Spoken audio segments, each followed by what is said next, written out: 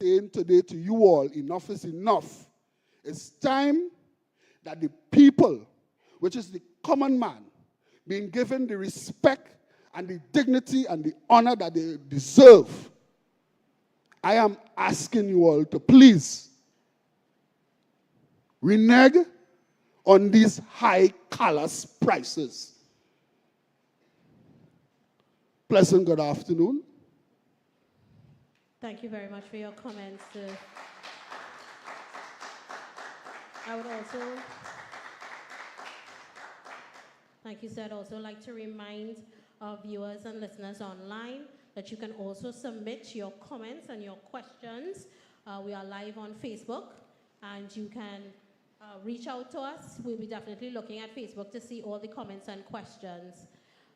Sir, we have another question in-house. Hi, pleasant afternoon. Good afternoon. Could you please state your name? My name is Mr. Hayden Peter Joseph. Thank you very much. I'm a resident of Trinidad and Tobago for over 40 years, and I'm also a citizen of Trinidad and Tobago, a birth heritage. I have one small problem. Greetings to Mr. Ramjohn and the table, the head table of the RIC command, and your hard workers in the field. Greetings to the national community, greetings to those online. My concern is simple. I do investment, which means that I have been born always following the uniform. And I am appalled that when I asked for a uniform from the Tea and Tech environment to come and to assess my meter base, to come and to be there every year on the year, either at the January or at the December environment when there's a flux or a flare of services that the individual would have been invested in. I am now aware through your meeting today that the service has to be paid for. I am also now aware that the gentleman is supposed to be registered with a local authority or a local base in the community if he's taken from headquarters. Because I found out that over the last 16 years, through my movements, that every officer I requested to come and check the meter, whether it is new, the new design, which is the digital, which is very fast to go to the end of the line, or the analog. We had a problem where the gentleman himself or the lady herself was not invested in by the company and was discarded. We had numerous people on the breadline at uniform level. Numerous people were cast out of the system at uniform level. We believe that that is a symbol of a threat from either the AmCham environment or the multi-cham environment. If the RIC believes that they have a serious issue and they are bringing the cost to the consumer to let them be aware that there is a danger in the society, we need a newspaper from your environment. We need some mobilization at the community level so that we can be aware of how we can assist you to keep the rates down. All right, that is my personal contribution, and I thank you for your time and your relevance. Thank you very much. Thank you very much, sir. To the persons standing, and we do have some chairs available up front if you'd like to come in and have a seat. Mr. Khan would just like to respond to one of the earlier participants in terms of the affordability issue that was raised. Mr. Khan? Yes, sir. You're outside. I don't know if you're going to hear us from here. Yes, so you wanted to know how we came about with these rates. I think that was the question you posed. Say again, sir? I said you asked how did we come up with these rates. I think that's the question you posed. No, not how you come up with these rates. I don't think that you understand. Okay, well, no, yeah, that's why I called you. I would like to know what is your justification, all right. Not how you come up with. No problem. Come up with and justification is far in your vocabulary. What is your justification? That's what I want to know. Thank you. I just called you back so I can hear what it is again so I can respond. Yes. Well, I'm glad and I'm here. Eh? Thank you. So I indicated at the outset that we consulted on the approach that we will use to arrive at the revenue requirement, which is the revenue that TNTech will be allowed to collect to service its operational requirements. Okay?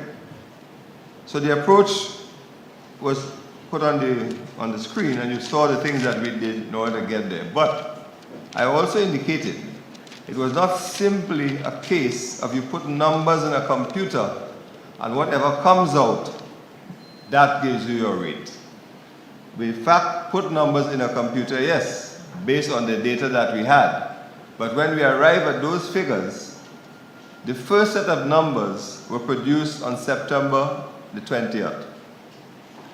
The commissioners, led by the chairman, spent about 3 months looking at those numbers and changing them several times because their concern was they wanted to ensure that customers could afford a certain level of consumption. So this was not just a mechanical process where you put information in a computer, you get an answer and you say, okay, this is the rate. That was not done. So there was a considerable degree of judgment exercised by the commissioners, which was after the staff did its work, to arrive, like I said, it took 3 months of reviewing the documents. We had about maybe 6 or 8 meetings, which we had to bring back more information to them, change figures, before they finally decided this is what we want to go with because we think this is fair and this will be affordable. So I don't know if that answers your question, but I'm simply telling you it wasn't just a process where we just did. No. It don't answer my question. Because those verbal acrobatics will not work. So it do not answer my question. It cannot answer my question. Because I am saying the same depth of breath that you are speaking with here now, you all could have sat down in that same meeting, right? And find out, without a reasonable doubt, who is the ones giving the problems and deal with them. Because looking at our economical situation that we are in right now, my friend, for you to justify those rates and still want to spring it on to us, instead of looking for the people who have us in the mess that we are in here today. So that justification, that justification that you are telling me there, that is just verbal acrobatics. And I will not stand for that. Because I am a citizen of Trinidad and Tobago. Okay. So those verbal acrobatics, sir, it wouldn't work with me. It might work with somebody else. But it wouldn't work with me. What I am saying to you, good sir, what I am saying to you all, is for you all to grow a beat, just a beat of a heart, and go back to the drawing board. Go back to the drawing board and turn your guns on this wicked, callous government who has us in this mess.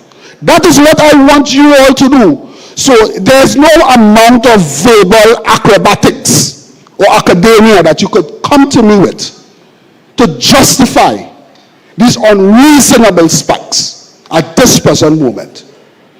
You all should be ashamed of yourself. Thank you for your contribution, sir. I should tell you that we are not responsible for any other agency but the one that we are involved in. You want to place some responsibility on the RIC that is totally outside of its remit.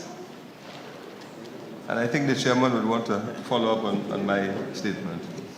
No, I think the assurances I can give the gentleman are as follows. I think we spoke about this already. He mentioned that there is a large receivable associated with state enterprises, and as we have explained, those have not made their way into the bill, the rate determination. The other point I really wanted to address is his concern about affordability, and with respect to affordability, certainly for persons who we view as being vulnerable. We have described those as persons with small fixed income, some persons who are unemployed, some persons who are pensioners. In our rate determination, we have moved those person rates to a very small degree. Those rates used to be 26 cents, sorry, and they've now gone to 28 cents. But in addition, those persons also benefit from a 35% rebate, and from the information that was shared to us, we know that in excess of $48 million was paid out in that program in 2021, perhaps reflecting the concern that the gentleman is expressing that more persons have found themselves in that category. The amount paid out in that category for 2022 was actually $71 million. Apart from all of this, there is another program where I think bills are settled. It's called the Utility Assistance Program. We have spoken to TNTech about identifying persons who may qualify for that program and ensuring that they are assisted and directed, so that in those cases, I believe there are persons whose bills may even be waived. So I think those are some of the considerations we gave into setting the rates and ensuring that persons avail themselves of other programs that are available, so that they find themselves either with a very minimal bill or sometimes a no bill. I think that would be helpful for the persons of concern that you've spoken about this afternoon. Thank you very much, Chair. We do have some questions to my right here. So, gentlemen, can you just state your name for the record, please? Roger Belix. It's native to what we call Abayala, the continent of the Americas. It's not an Indian name from India, China, Syria, or whatever. So I am talking from a native point of view. Sure. And our resources, when I heard one person on the TV last night, on the news, that they got compensated for television, I said I had to be here. Because I lost a system. I own a photo business, by the way, and the cost of that item was nearly $250,000. And the laser head blew because the transformers that I paid for, it's on Woodford Street, exploded and fed back to my system, which had a UPS protector, and that blew up as well. Going and apply for compensation, you know what they told me at the office? Wish you luck. So I was hoping I have her name so I could use it to get correction for those things. Then we had two incidents. One where the high tension wire popped and fell to the ground, causing fire onto the TSTT wax cables. Fire brigade had to come. I'm sure TNTech will have the records of these things from when it happened on Woodford Street. And if that was where 4 schools, that's Holy Cross, Girls RIC, Girls Government, Boys RIC, those children were present, what cost would that have been to the nation if someone had died at that location? Because we don't do maintenance, and maintenance saves as far as I know. But if maintenance costs more, well, I don't know if TNTech is justified. Then the other thing is, a building was renovated. They ran just the normal wire from the lines to the building. Raj Kesing burned down, and they removed that wire and put it onto the transformers that I had paid for. And within 2 days, the wires got so hot, they also fell to the ground. Now, if you pass there, you will see 2 sets of lines to support that supply that is going to that building. Something is wrong with either the engineers or whoever to look at maintenance, because I don't want anything to happen to the children, especially. If it happens to adults, as we say, them old already. But let's see about maintenance and doing spot checks on the lines, because I heard about 3 outages a month. Well, I think all you need to go and live on Woodford Street, because it's more than 3 a month, you know? I think that's why a particular business burnt down. And I'm not saying Raj Kesing, he's no longer around, his business is total and he died. But how can we be compensated through a true process not giving a runaround or say, look, I wish you luck, right?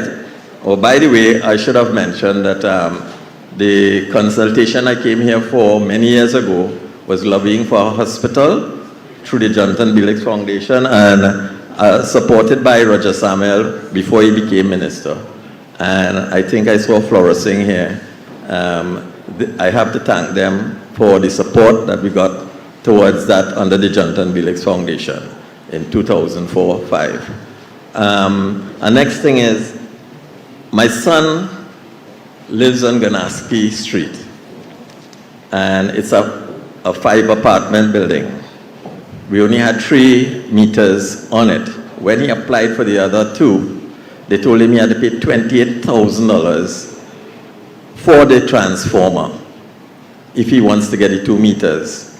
But that supply will end up supplying, I think, 5 or 6 other houses. Now, when you apply or make applications for a building, WASA, you have to get approval, TNTech, Tongue and Country, and I think the borough.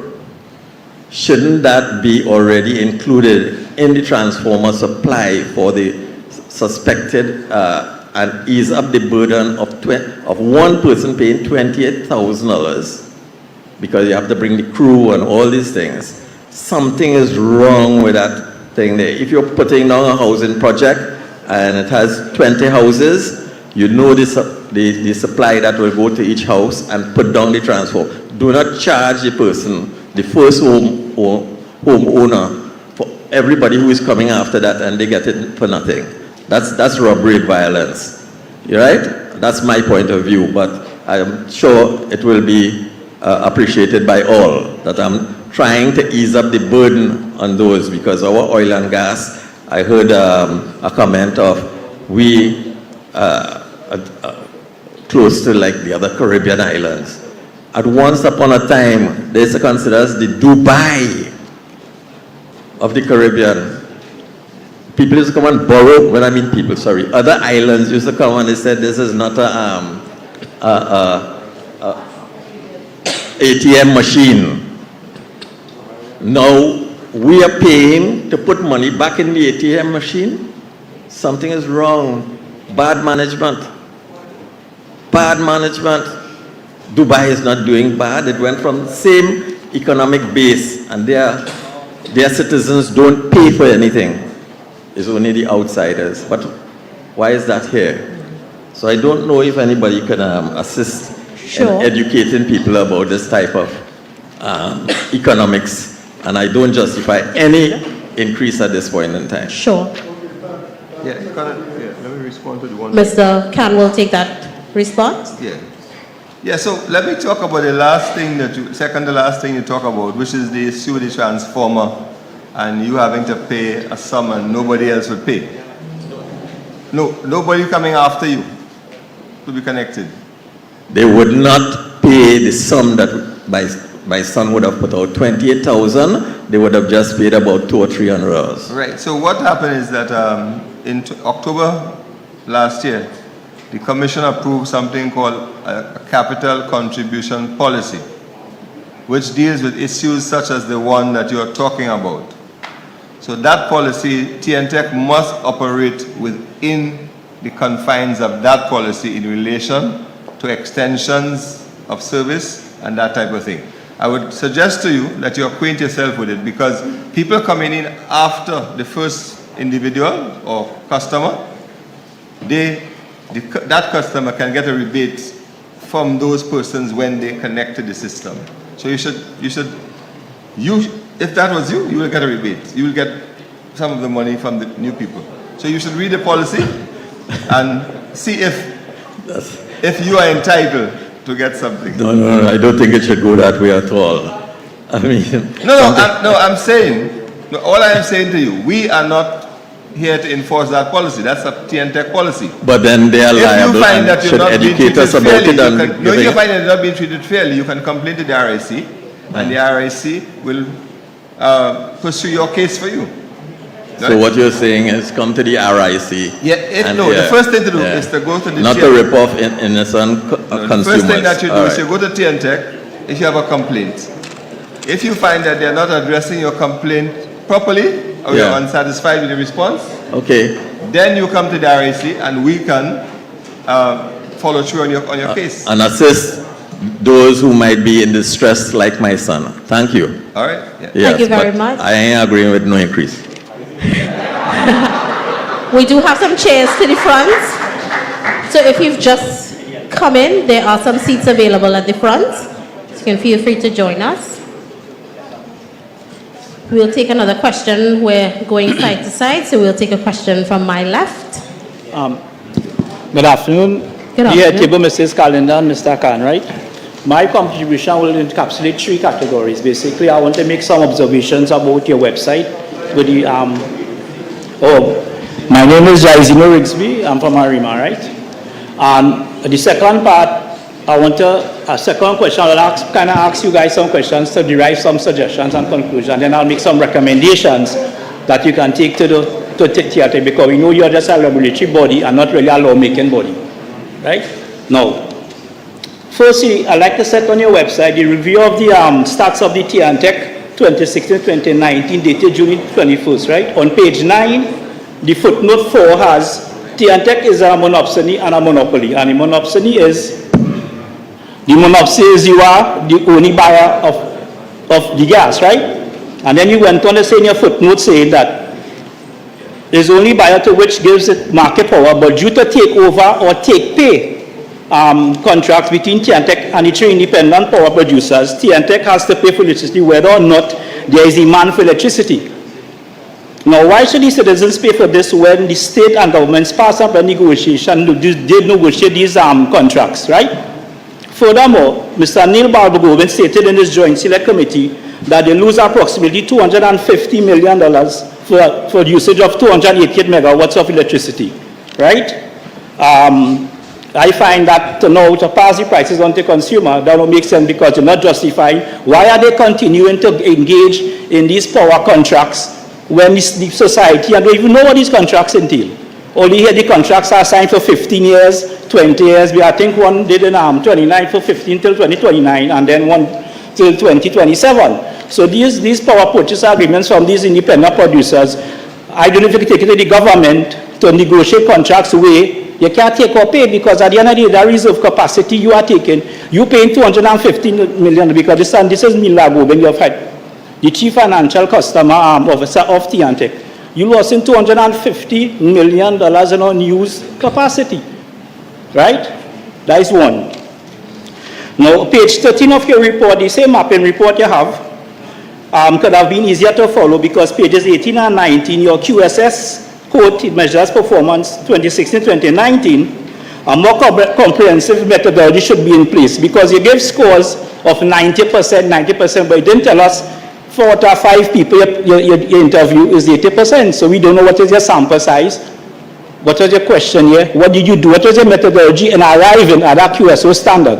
All of that stuff, it was updated in 2004 and then 2017. Okay? Your histograms didn't have no sources. I know some TNTech, but histograms that you had in your report had no sources. Okay? So that is just an observation I made. And in the conclusion of that report, all right, conclusion says that TNTech's financial position and stagnation in its increase since the last price received and caused by relatively low retail rates. I think you can recall those things are quoted from the report. Can you recall? Nice. So now, your last review on the website is 2009.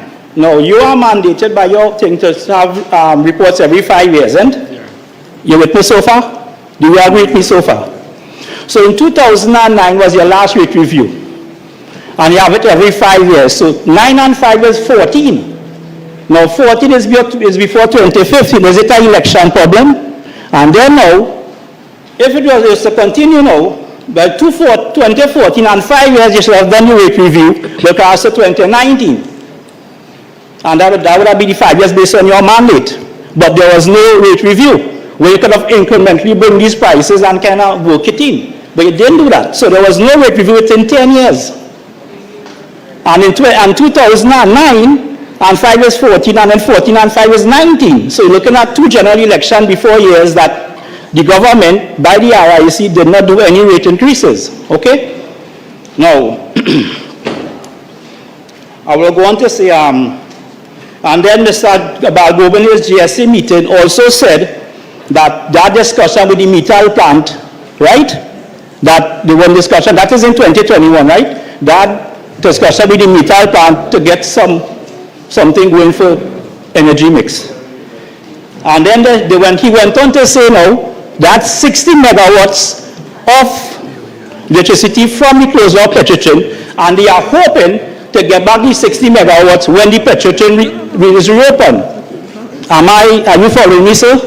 Yeah, Are you denying it? I'm not denying anything, I'm listening. Pardon, cool.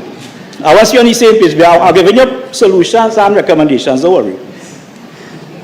All right, so when Petrotrin become operational again, that is 2021 to 2023 now. So notice Mr. Balgobin said all these things in the Joint Select Committee, and I don't know, the society didn't put on the website what was the result of those promises he made towards the Joint Select Committee. All right? Now, you, Mr. Khan, can you verify me the questions and the statements I'm going to make to you? And on Monday, you were on the NCW TTT show, morning show, right, Mr. Khan and Mrs. Calendar? You said there were large receivables already in state enterprises which cannot be cut off. So in other words, if Ministry of Education working, you can't shut down the building because they pay, because people do go to work and provide government service to the public. Follow me? Right, so you further stated the rate review is a projection for 2023 to 2027. Cool? Now, Mr. Balgobin again, in his Joint Select Committee, said what Trinidad is facing is basically the power generation raw material, which is a deficit of 1.1 billion every year that you have to pay NGC for the gas conversion. You pay so far.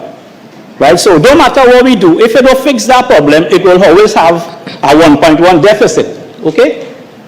So, right. And then you went on to say, protecting the vulnerable and low-income people is one of the major concerns of the RIC chairman and commissioners. You said that.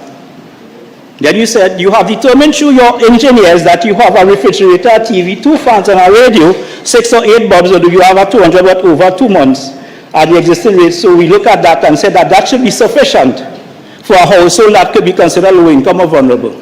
But no, you didn't include iron and washing machine. Trinidad to go to switch iron to iron clothes, and that's full correct. Cool, yeah.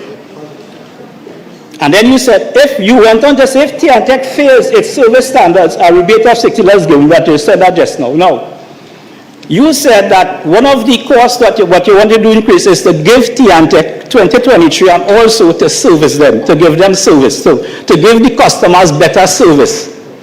Right?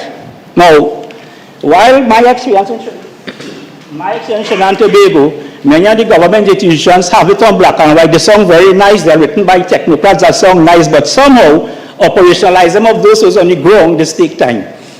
So as Mr. Ting was saying, look by me, I live in by me, right? And I make a report to TNTech with my light pole, the bulb blow for the street light. It happened in 2021, I called 800 bulb.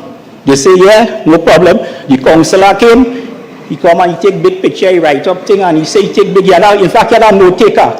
It's on last week Sunday, a crew came along and I didn't know. And I said, hey boy, no bother to change, and the man come and change it. So I think while you understand the customer service, and you want to get the revenue from customers, you still have, how do we measure that service after? Now you said you in your website that you will be mandated services and take reviews of the customer service, right, Mr. Khan? Now, if the service does not come through, what is the consequence management framework you have for the commissioners like yourself? Are you going to resign if they didn't make it? Because there's no consequence management framework in Trinidad and Tobago for anything. Right? No, that is a finished up point. No, another thing. Would you like Mr. Khan to respond to some of the questions? Yeah, you could cover that. No, I have some other things and you could respond after. Oh, okay, wonderful. Okay, cool. Now, Mr. Khan and Mrs. Calendar, goal number 7 of the United Nations Sustainable Development Goals is to ensure universal access to affordable, reliable, modern energy services by 2030. which is in line with the country's national vision. Right? Now, in the Trinidad and Tobago Parliament, via the Cabinet Minute Note of 1781 of August 2019, Trinidad signed an International Solar Alliance framework, right, in 2020 with a view to have 10% of its energy mix to solar energy, right? So that, of course, would have reduced the cost on the present energy mix, because we had 99.5% natural gas and 0.5% diesel to generate our power. Furthermore, the TNT government received an aid from the United Nations Development Programme funded by the European Union's Global Climate Change Alliance, the sum of €2.4 or 19 million TT dollars, which was for various solar projects in rural areas, community infrastructures, and other similar sites. Are you aware of this funding and the ratification we signed on to, sir? Mr. Khan? Oh, you finished questioning? Yeah, that's asking. No, I want to know. Every time I ask a question, I say, but you can say, yes, I'm going to you're really taking me on now. Mrs. Khan, are you aware of this agreement? Mrs. Khan, are you aware of what treaty we signed with the ISA? Ms. Calendar. I would say that I am generally aware that there are a number of organizations yeah, but Mrs. Calendar, provide is either yes or no? Because you gave me a political answer there. I'm asking, are you aware that Trinidad and Tobago signed on to the ISA and they got money of 19 million? No. What I realize is that what you could have done with that money is, you see, community centers, rural people, but I'll make those recommendations after, don't worry. So, I guess you all know. So, let me move on. All right? So you can also feel free to email us or leave your No, recommendations. I'm nearly done. Give me one more time, because I find that every time I answer that question, they're dancing, you know, yeah. We will answer your question. Now, the minister, speaking on the Monday during pre-COVID 26, which was COP26, Public Seminar in 2021, Energy Minister Stuart Young discussed TNT's path towards a green economy, and addressing the power generation company, Young said, quote, "We have approved the establishment of a solar utility project which will generate 112.2 megawatts of electricity, for which we are hoping that construction will commence in 2022. Now, we say that in 2020 because when you sign on to the agreement, you are going for them to get the funding was basically you have to have 10% energy of your grid in renewables. So you sign 2021 come, you tell people, hey, I will do it and you'll get the money. Nothing happen. The people give you money to help people, of course, they say 90, but I'll come to that. So now, and then he said now construction will start in 2022. Now, recently he said that it will start in 2023. So you see where we're going with that. Every time the 20% come up, nobody is starting any projects. And then he further said, a wind resource assessment is currently being undertaken by the University of the West Indies and a private sector partnership. I do intend to explore more use of solar powered electricity via additional initiatives and projects, Young said. Now I'm coming to my recommendations. I have here a list of the board of directors of NGC. This calls on the Dr. Joseph Ishmael Khan. He is a doctor. Dr. Khan presently leads a collaborates on development projects in Trinidad and Tobago, Guyana, Jamaica, Barbados, IS Group. Mr. Khan is also immediately involved in the evaluation of renewable energy projects related to geothermal, solar, wind energy. So you have Sandra Fraser, who is also director, and I have all of them here. I want to go through all of that, right? So all of them are highly qualified, right, in all these projects. Now, I want to recommend, my recommendations to you guys is one.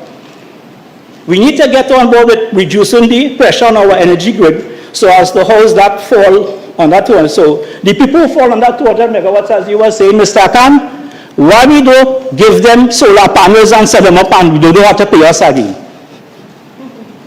Because if you're saying using 200 watts, obviously a solar panel wouldn't be that much, maybe about $8,000. We got the funding for it, $19 million. So my recommendation for the people you said 90,000 people there will fall below that thing. So why we don't have a project over 5 years or 2 years to actually go and put the solar panels and get them off the grid? That is one recommendation. Now TNTech, I know you received the business plan. I don't see the business plan. In fact, I went and looked on the revenue of expenditures and revenue and expenditures for 2023 and 22 for the statutory boards. No T&Tech. You don't see T&Tech, I don't see TTT. I don't know I don't know how they're getting funding, but anyhow. So what I'm saying is that is one. So why T&Tech don't divest the model into setting up at least how NGC has that have CNG kits? Why T&Tech don't set up a model to bring in the solar panels, install it after sales and service? Okay? So I mean, come on, we in 2025. Edison and these big European companies, American do it. They divest the portfolio. So I am recommending they do that. I don't know if they're afraid if they do it, they will get out of business, but it's all about going forward because everybody's signing on COP26. So they can look at that. That's another option, right? Because my data shows that on the website of EcoLife and Storage averages a 3-bedroom can cost $60,000. Now, what I want to recommend to the government is basically this. If you can allow a 50% incentive now, so for example, if a solar panel for 3-bedroom house is 300,000, 60,000 as it have here, right? Now T&Tech could do it. And what the state do, the next, so when you say 30,000, they distribute it in tax interval over a 5-year period. So you pay your 60,000 up front, and every year you get back 5,000, even 10,000, 3,000 a month to encourage that. You following me? Nice. Another thing now, when you set up that grid, we need to have the feed-in tariff, whereby if people get solar houses now, what they will do is like in the other parts of the world and countries, Jamaica, all them have it. All the people they have in feed tariff, they call. All them have solar panels and their energy mix diversified.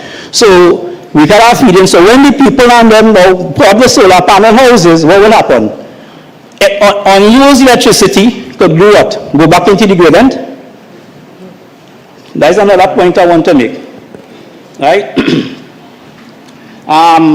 The government of Republic of Trinidad can look at unbilled financing as well, where they can use to invest in improving the energy efficiency of the buildings. All right? The last thing I want to talk about, as I mentioned to you earlier on, we have plenty great minds in Trinidad because everybody just boasts about how much education they have, who are degree, who are masters, and set aristocratic degrees. However, why don't look at small modular reactor technology?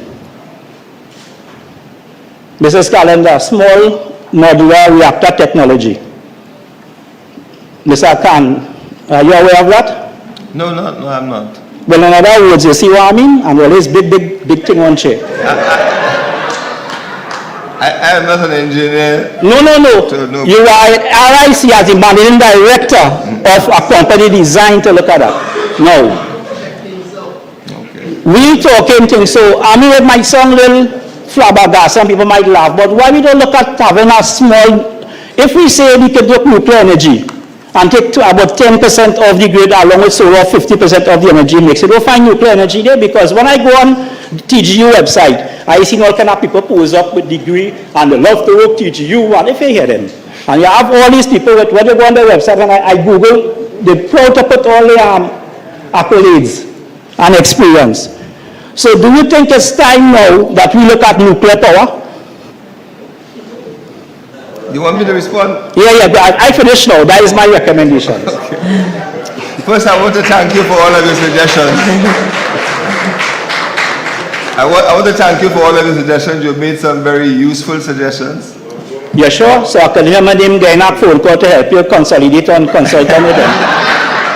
Send us an email. We will definitely give you a call. What I'd like you to do, if we have an email, if you could write down some of these things so that we can have more detail. Yeah. Talk about the details, but give me some time because I want to write and give you more examples. But right, because we can't have people in Trinidad and Tobago having all of these degrees, and we don't have one government building with a solar panel. No, but as I said, we'd appreciate getting a list of things from you, because you really made some good suggestions.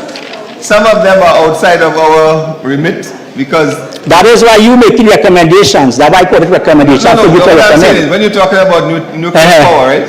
That's something that the government has to do a policy on. Whether they But want- Jamaica has a nuclear power policy. In fact, they have a mini reactor at the university. What I'm saying is, if there's some, if Trinidad and Tobago has to go into nuclear energy or any other type of energy, you that's mean- a policy decision of the government. We operate within government. You see, we hear nuclear power and getting fright like our next Chernobyl, but it's No, not that. you remember all I said to you is you're making good suggestions, and I'm saying if you document them to us, Okay. we will pass them on to the parties who are No problem. responsible for those things. Okay? Thank you. I just wanted to tell you one thing about the street light complaint that you had.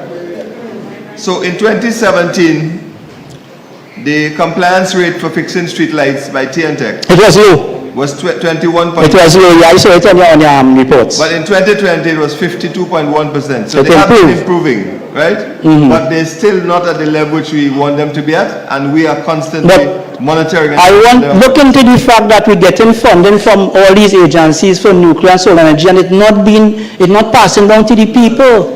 How we could get $19 million and you sign an agreement to do community service, and up to now, we're not one house have a solar panel. Well, You can't answer me, man. We have to change our output because we're talking about we bright and we are educated people, and we can't even start a nuclear reactor. I think a lot of your very good suggestions, they actually fall in the lap of the government because you're actually speaking about policy decisions. Yes, exactly. And those decisions, unfortunately, those are not really the domain of the I know the domain, that's why you can pass it However, on. we're very happy if to have you send them to us. As I said at the beginning, one of the responsibilities we've taken on would be to have those kinds of recommendations documented. Okay, no problem. And passed on to the relevant authorities. Okay. So I do apologize that I'm not able to answer you directly. But, you know, it's really... No, I mean, that's life. how Not we everybody make- expect to know. And we in Trinidad and Tobago feel because you have a degree, you must know everything, darling. Don't get no horrors. That is life. Everybody, don't get no horrors if you know. All right? That is life. Thank you very much, Okay, sir. I would also like to... Sir, I'd also like to let you know that our online viewers and listeners appreciated how well prepared you were. So they did listen and they do appreciate the depth that you went into with your comments today. So, as I said before, we're going left to right. So I'd like to ask the gentleman on to my right to pose his question to our head table. Good evening to everyone.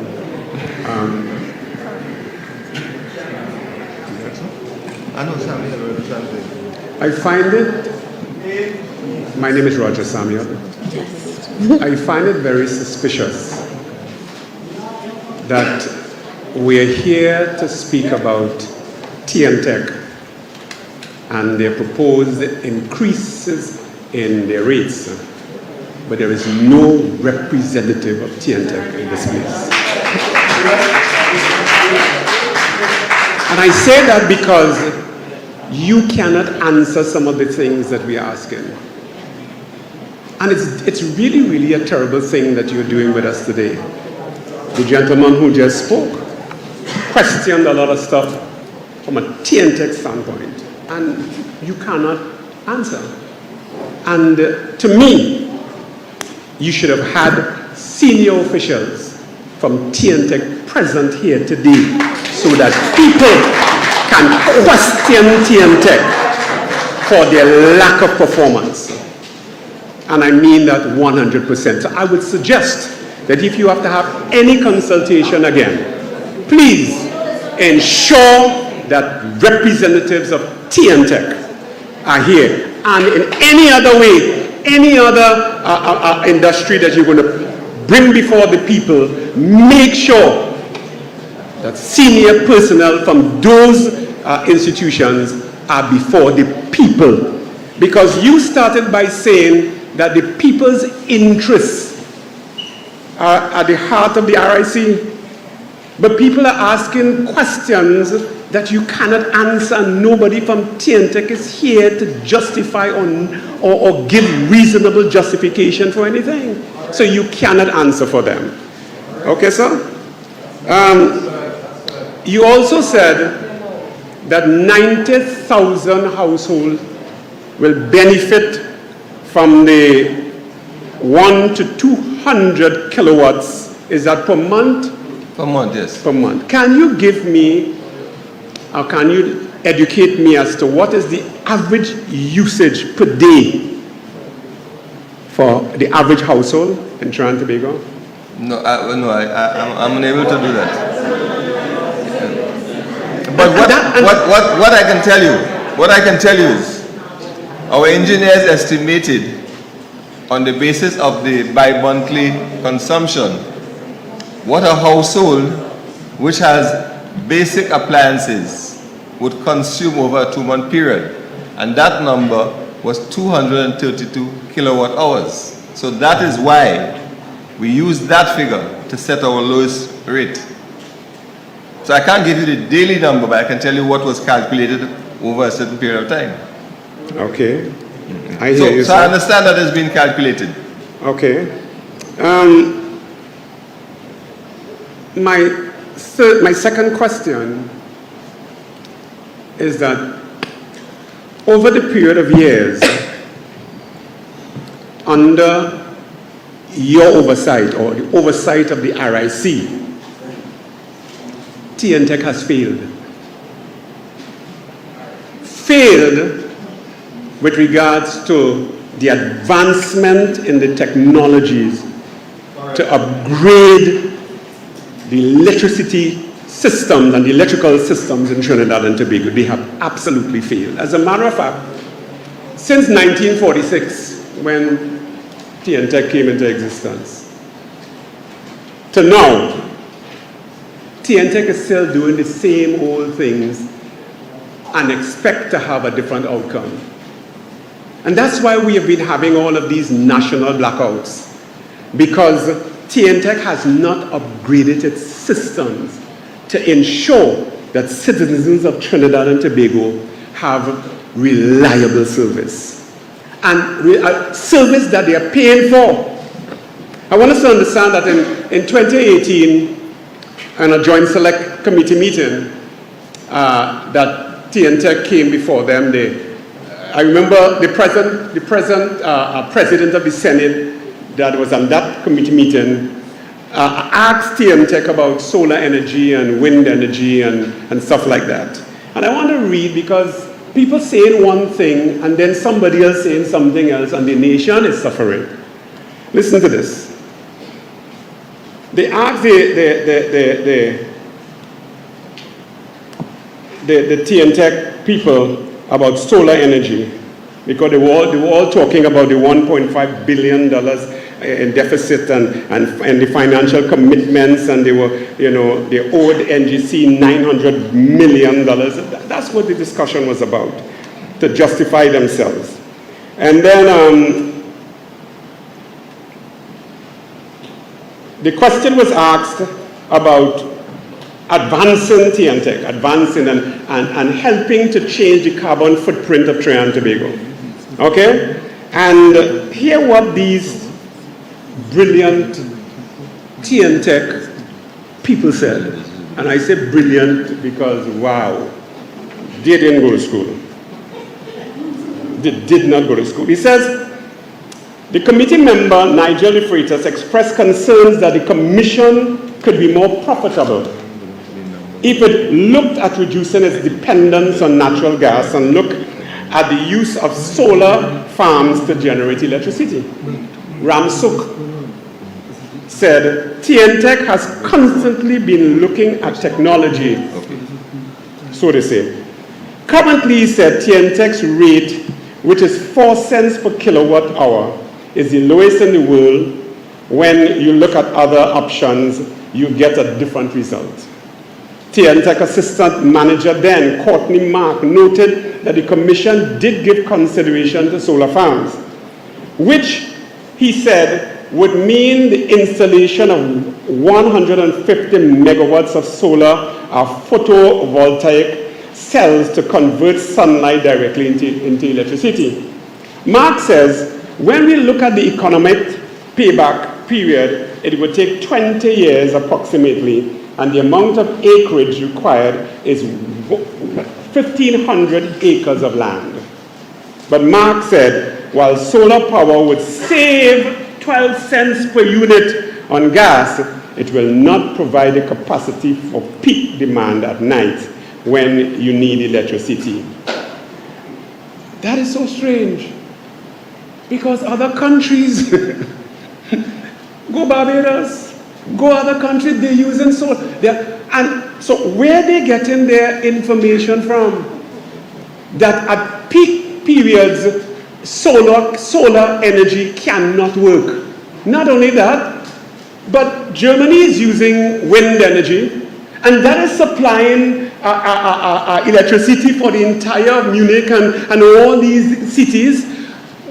Are we really bright, or as the Calypsonian says, though things change and they rearrange, everything still remains the same? Because let me tell you something. Trinidadians and Tobagonians are not stupid. And these enterprises are taking us for fools. And you are here trying to justify and defend TNTech. That's what you are doing. You are actually coming to us, and to me this is a charade. To me, this here is a charade. It's a charade. Because you came to present to us what you think TNTech needs and what they should get. So you're coming to present that to hear how we will respond to that or react. Okay? And then you will go back and you may say to TNTech, here what's going on. Don't do this in 5 years, it's probably you need to do it in 8 years. Because your job, to me, from your presentation, and you are trying to justify how you all came up with all of these things and all of the kilowatts and the 3 tiers and all of the 4 tiers, and really tiers in true, huh? Real tiers, real tiers in the country. Tiers. I think you spell it wrong. You should have marked first TAR, second TAR. That's why you should have written on top, because there are people here that in tears. Okay? But you presented something, and we cannot question TNTech. We can't even question you, because you came to present your findings as to what TNTech should get. You're wrong, sir. You should have come to us first, and then we will tell you what TNTech should get. That's the first thing you should have done. Come to us. Come to hear the citizens. Come to hear what the people are saying. Come to hear how the people are feeling. Come to hear how disgusted we are. And then you go back to TNTech and say, you are to blame for the situation you're in. You are to blame for what you have done because you have mismanaged yourselves. Totally mismanaged. Okay? But by the way, we are surrounded by the sea, the ocean, am I right? And there are nations that are beginning to use the ocean as mechanical energy. Okay? So you have 3 different aspects of it. You have solar, you have wind. I mean, if you drive for miles in Germany, there are turbines on the hillsides. We are a windy nation. So don't tell me about dependent upon gas and all this kind of nonsense. They have not improved, and they are a visionless entity. I want to recommend to the RIC, fire all the technocrats and all the management of TNTech. You know why?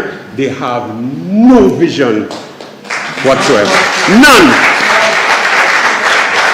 They're still practicing 1946 ideas. 1946. And if you look on the sites, they're talking about every 10 years what they have done. Let me tell you something. They have not done anything. They have not. And I just wanted to let you know, recommend,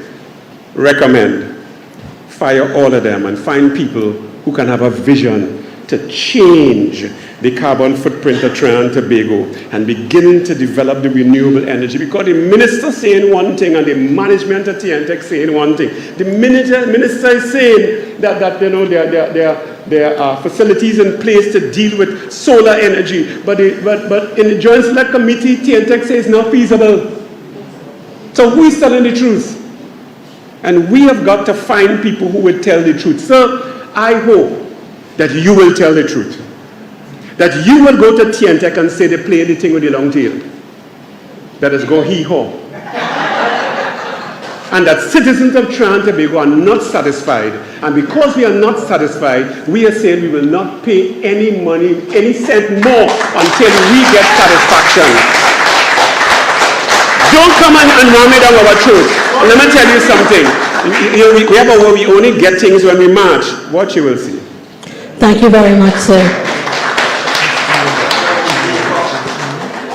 I'd like to again note that we do have an online audience and we do have some online viewers, and I'm going to take a question from the internet to Mr. Khan. This is from someone online called Miss Ritz Tory. She said recently TNTech granted a number of temporary workers permanent status within the organization. Has the RIC examined whether there's a cost savings from this management decision, and can the RIC advise the impact on whether there is an increase in expenditure is being passed on to citizens in the form of proposed increased rates? So I guess she's talking about the labor bill at TNTech and how that affects rates. Well, I think you know that TNTech's staff size has declined over the last few years.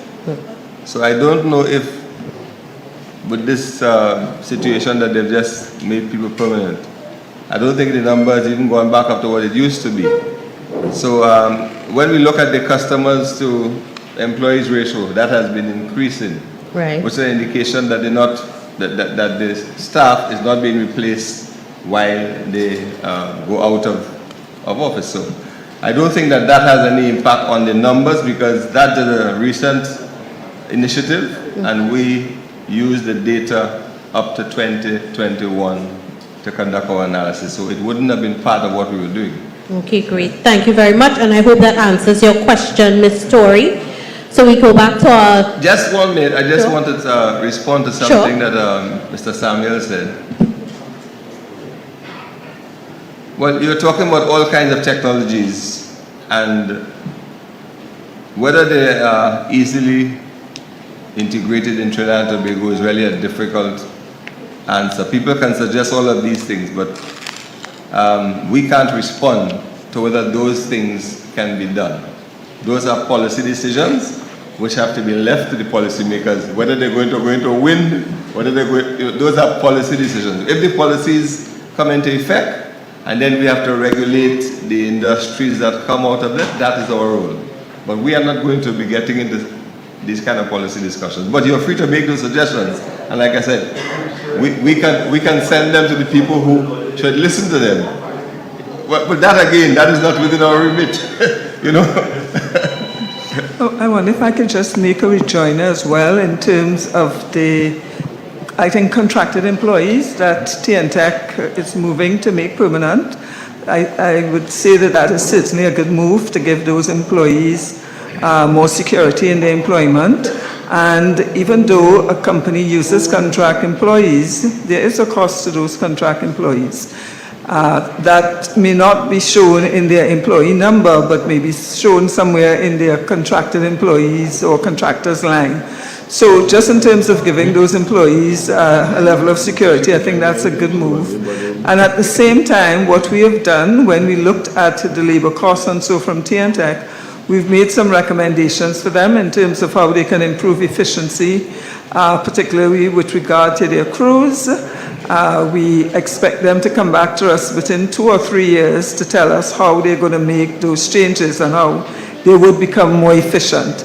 So sometimes, you know, there are two things that can happen together that are moving in the same direction, and I believe that this would be one of those situations.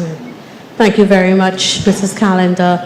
So I would like to invite the gentleman. Could you please state your name for the record? Sure. Good evening, everyone. Sudesh Ramkisoon, poultry farmer and a young businessman in the Arima area. First question I'd like to ask the head table, how much of a factor are these meetings going to affect your decision in this rate proposal? Are we being, as Mr. Samuel said, run through a charade where we're going to have 10 meetings like this, night in and night out, hear everybody cry and shed tears, and the rate remain the same? What percent of these meetings going to factor into your decision making?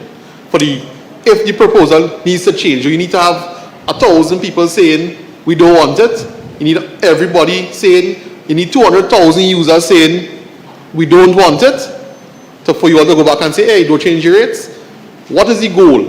What is the mandate? Or is it just to fulfill the legal mandate you spoke about earlier tonight? I'm sure Mr. Khan can address that. Or Mrs. Calendar? Yeah, no, you remember I said that on September 20th of 2022, the first draft of the rates were produced and submitted to the commissioners. And they spent about 3 months going over that to try to come with what they consider to be an affordable and fair rate. And this is what we are discussing now. We are going to take another 3 months before we get to the final determination. Over that 3-month time period, we are going to be doing the same thing again, discussing the rates based on the suggestions and concerns that we have heard. So it's not as if we have decided on anything. We make a proposal, we are listening to you, we are going to consider what has been said, and the commissioners are going to review all of these things, and they're going to come up with a decision in about 3 months' time. So there is room between now and then for anything that is said here to influence decisions that will be taken in the final determination. What I want to know, to be more specific, is what is the value as a citizen to come out here and put our voices together? What will it take for this to not happen? It has nothing to do with the audience size. It has to do with what is said. It is the argument put forward is what will be considered. Fair enough. The other issue, you all are proposing rate increase across the board, residential, commercial, industrial. The farming sector uses power. It's already costly for farmers already. You all are seeing what flooding doing us. You all seeing what going on in the markets and so on. An increase in current or in electricity for these farmers going to lead to further increases on their side. How much more can they tighten their belt? How much more can they shoulder? I think you all should suggest a agriculture sector rate. Well, what I can tell you is that our analysis has shown that on average, businesses, the component of electricity in the... You said 3% is the total cost of the business. So that is where we are. But more than that, right? Ask yourself, when was the last time there was a rate increase? It was close to 17 years ago. So what has happened since then to now? Nothing. Between now and then, what has happened to farmers? No, so we have had an increase in labor, increase in production costs, increase in fertilizers. How much more can we handle now? I'm not saying not to change the price ever. I am saying that the timing on the people of Trinidad and Tobago, on society, on businesses, is too much. Someone with a small have a house and 2 apartments, how is that going to affect their rates onto their tenants? So we have actually been approached by someone who is involved with poultry farming and other types of farming, and we've asked them to put together a group and approach us as a special interest group so that we could have a more in-depth conversation with them. They can maybe bring along some data and give us some recommendations in terms of where perhaps they could be placed. I'm not sure of the characteristics of the group, if it's small, large, as the case might be, but if we can take your name and details, we will contact you, and we would love to have you come along with them so we can have a more in-depth discussion that is particular to your particular business needs. That's not a problem. Who do I leave that information with? If you can We have a approach our customer service officer right behind you at the registration desk. She can take your information. Thank you. So one of the things that I would do is when we are setting up that meeting with them, we'll put you all in touch with each other so that you all can come together. No problem. Thank you. So we are moving to the right side, well, my right, sorry, to the left side of the room. The gentleman. Hi, good evening, everyone. My name is Imran Ali. I have two short questions here this evening. I know maybe the RIC is not the most known entity. I heard you say at the start, Mr. Ramjan, that it's an independent statutory body. I was wondering, question one, who appoints the commissioners of the board of the RIC? We're appointed by the president. I think we've heard recently that the president's role is quite important and critical because the president appoints a number of commissions and so on, and we would be one of those commissions. Okay, understood. Okay, second question.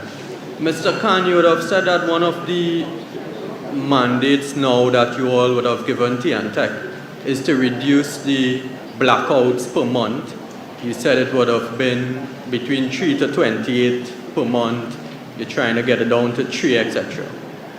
I want to go back to the, if we could call it the Great Blackout of Trinidad and Tobago, where in the aftermath of that, the RIC had suggested in the media that maybe customers would have been entitled to a rebate after investigation, $60 for residential, $600 for non-residential. It turned out in the end that the minister said no rebates would be paid because the blackout was caused by what we would say force majeure or act of God, etc. And drilling down into the details, we were told that it may have really been a fault, besides the tree, of the independent power producers, which is not covered in terms of the rebates. So therefore, TNTech was not at fault. So my question to you is this. If you have given a mandate now to reduce blackouts, but these blackouts could be caused by the independent power producers, who regulates these people? Do the independent power producers fall under the regulation of the RIC or not? Thank you. Yeah, so currently there are 3 IPPs. Trinity Power, Counter Global Trinity Power, PowerGen, and TGU. Only 2 of them are currently regulated by the RIC, not the TGU. So if something occurs at a TGU plant, we have no jurisdiction. We can't request a report because they're not under our jurisdiction. So that's one thing you need to know. But when there's a generation fault that affects everything else, it is really not TNTech to blame. And the standard that we have are in relation to TNTech. We are only recently, I think it was last year, we only recently started out with some standards for the generators. And we only are now collecting the data. We have 3 quarters of data. When we get the 4th quarter, we are going to publish a report. So we're only now getting into that area. Okay? Yeah. Okay, thank you very much. Could you please state your name for the record, sir? Definitely. Good evening, Anil Roberts. Clearly, I have a lot of questions for Mr. Khan and Ms. Calendar, but Mr. Khan, you just said something, so I will get rid of that. You said everybody here believes we are participating in a charade, and it's a fait accompli, and the government wants an increase. You are just there to do what the government said. That's what the people feel. That's what the people feel. I'm not saying that's the truth. I am going to say now, that I step away from the people now and I heard what you said. I heard what Ms. Calendar said on Tuesday, that an argument presented could make you all take pause and revisit. It's not how many people say, it's what's said. So forget all those questions, forget that nitty-gritty. I'm going to use your argument, Mr. Khan, because we might debate and I might disagree with you, but in your heart I could see you're a good man. You might not, I don't disagree. I don't agree with your positions and your argument, but you've taken a lot of pressure on Tuesday and you handled yourself with a plum. You only lost it a little bit once, but that's all right. So I am saying to you that I sense something, so I pelt away all those questions and I'm going to make a statement that I hope when I'm finished that you and the RIC will say, wait, we heard, let's pause. You just said that there hasn't been a rate increase in 17 years, and therefore you proffer that that's one reason why it's about time for a rate increase. Well, I'm going to use that exact same argument. You said earlier today that you got the information from TNTech in September 2022, and the commissioners... November. Yeah. And you took 3 months. No. Let me just clear it up. September 2020. I said in September 2020, we got the first draft. And you took 3 months. Yeah, to determine. Right. Excellent. And what you did for those 3 months was look at those rates and determine, in your opinion and your mind on the information that you had, what would be an increase that the people could afford, that would not damage the people, that would not hurt the people, and goes with the philosophy of the creation of the RIC to take care of the public interest. So the RIC commissioners went there and they said TNTech wanted these rates, and they analyzed with what data they had to say, okay, let us go in some tiers and do it where people could afford it. They could afford the increase. Here's the issue, Mr. Khan and Ms. Calendar. You used information from the last CSO statistics, which is 2015. We are 7 years later. The conditions have changed since 2015. In 2015, there was foreign direct investment of over 2.5 billion US dollars per year. In 2015, there were not job losses. There are now 123,000 citizens off the NIB rolls. In 2015, the fuel subsidy to put gas in our cars was up at its highest level. It has been reduced 4 times and people now have to pay. In 2015, food prices were 45% lower than they are right now. In 2015, the NGC had never made a loss before. In 2015, there was a petrotrain creating US dollars. In 2015, US dollars and foreign exchange was more readily available. Right now, people are paying on the black market up to $9 for a US dollar because it cannot get it.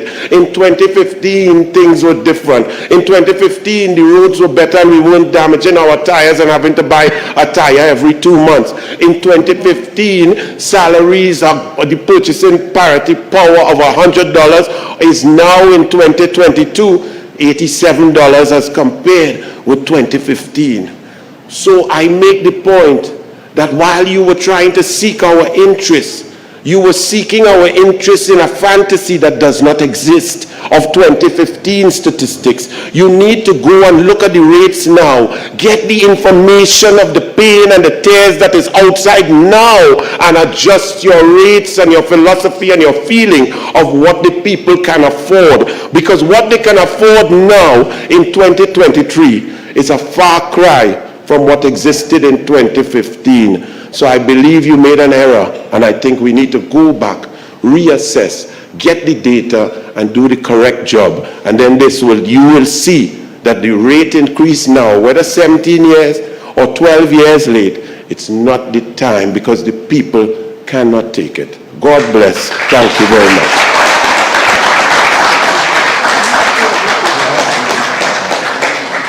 Thank you, Mr. Roberts. Now, I agree with you that the data might have been stale, and we acknowledge the limitations.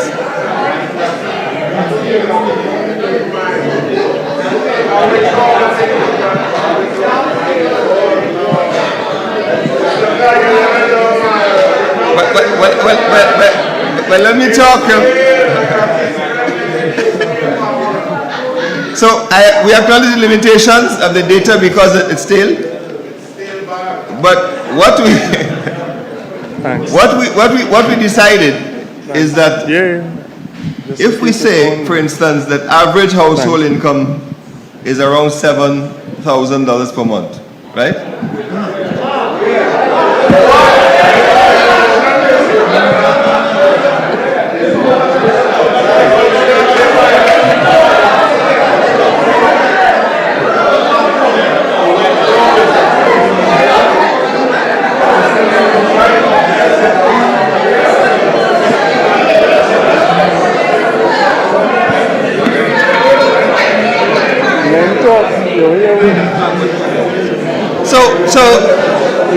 So here's how we. Let me explain.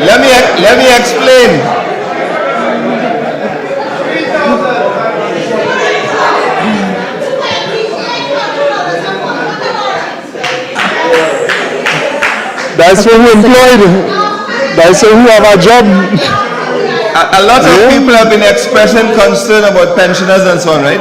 So if we use 2 pensioners in a household, that is about over $7,000 using the government grants.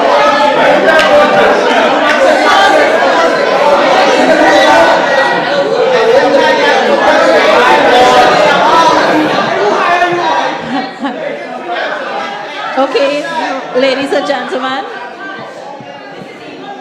Okay, ladies and gentlemen.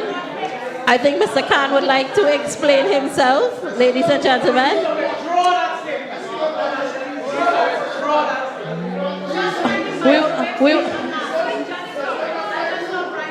We will give Mr. Khan an opportunity. Let him explain.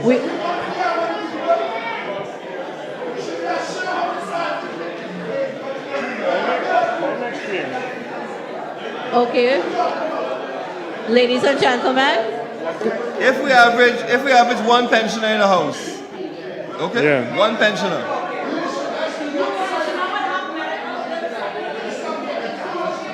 Okay, ladies and gentlemen, our chairman, Mrs. Calendar, would like to address that comment. If we average 1 pensioner in a house, if we average 1 pensioner in a house, and the income of that pensioner, right? And the monthly bill of the monthly electricity bill of that pensioner, we called it earlier on for 200 kilowatts. That is a very small percentage of the entire household expenditure for the month. It's less than 3%. So that is what you need to consider. I've just given it to you. We have the average monthly bill at source of what?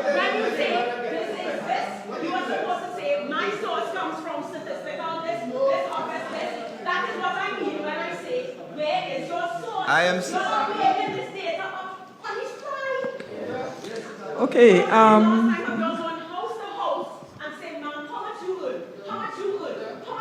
This information is from the Household Budgetary Survey of the CSO.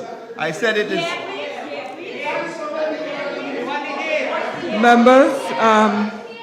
Members of the audience. Yeah.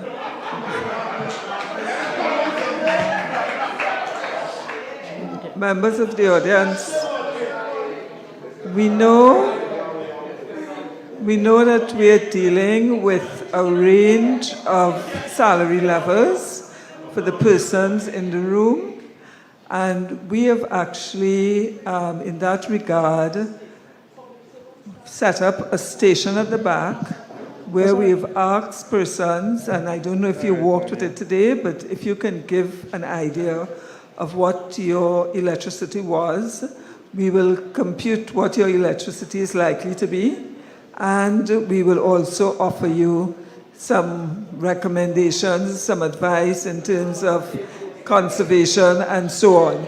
So I've heard someone in the room saying that perhaps the salary might be $2,800 after NIS, probably not after income tax, because that level would not attract income taxes. So if that person, if other persons who are within the range could give us an idea of what their bill is, have it recomputed, and then come back and let us see how you feel about the increase. So we can become more specific, but we'd also like you to help us in that way by getting a little more detailed with us. Okay, so if you can help us in that regard, I think we have a printer, we are able to print it out. You can look at it, and then we would really want to engage you again. I think that is the kind of information we are looking for, and that would make us say, okay, this is what this is likely to do to someone. Mr. Samuel, you had asked a question about the average daily rate. So we use the 4 tiers, and the average consumption of the 4 tiers is 585 kilowatts. And using that average consumption, it's 19 kilowatt hours per day. Okay. So you can add that, multiply that by the 28 cents to get the cost. So I would... No, yeah, but I'm saying, think about the first level that you use, because we're starting from zero. So at 19, and then you, if we're at the 19, then you get somewhere else. Yeah. I would just like to mention that we have 6 persons on their feet. I know it's 7 o'clock, but we will give you an opportunity to ask your questions. So we do have 6 persons who are in the line to ask questions, and that will be the where we're capping our line today. We want to make sure that everyone gets home safely. So these 6 persons in the line, and we were moving left to right. So I think we're on this side, on my right here now. Sir, can you just state your name for the record? My name is Ryan Spicer. There's a saying that persistence without insight will lead to failure. And I am proposing that that is exactly what the RIC is doing. By using data from 2015, they are lacking insight.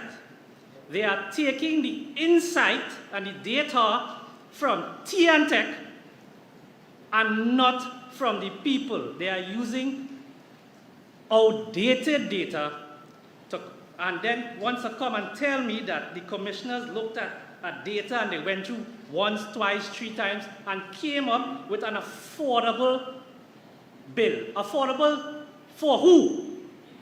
I have to ask that. Affordable for who? Did the RIC, after 2015, we had a pandemic that severely affected small business people, right? All the RICs, hearing from the RICs, well, we're looking at the most vulnerable. Has the RIC realized that small businesses, people who are considered medium class, in the middle class, are catching their nenen to survive? None of this was taken into consideration from the RIC. And then the RIC wants to say that they are a watchdog for the people, and then you have you, sir, come and tell me, well, the bill hasn't increased in 17 years, what we expect. As a person sitting in this audience, what am I to think about that? Are we heading down in the part of Thailand? I know I hear all sorts of people come and say, well, you know what? Our bills are some of the least in the world. Do you know that Thailand is considered one of the cheapest countries in the world? People flock to Thailand, tourists, because it's so cheap. However, the residents and the people from Thailand, many people are leaving because they cannot afford the standard of living, even though it's so cheap. Are we heading down that path? Are we? The RIC taking this myopic view will only lead to one thing: failure. Yeah, I just want to say that when I was talking about the 17 years, I didn't complete my sentence. What I was going to say is, if after 17 years there is no increase, what do you expect from the level of service that you are going to get? Because what will result is that TNTech will be unable to provide you with a quality service. That's the point. No, I don't agree. No.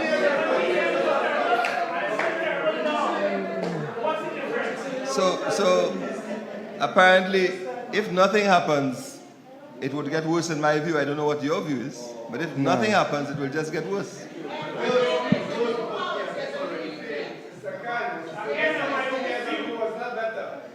So your argument is false. What you have to realize, what I've seen, although I'm surprised in Philippines, how well prepared the people are and how woefully unprepared you all are. You all really are unprepared to face it.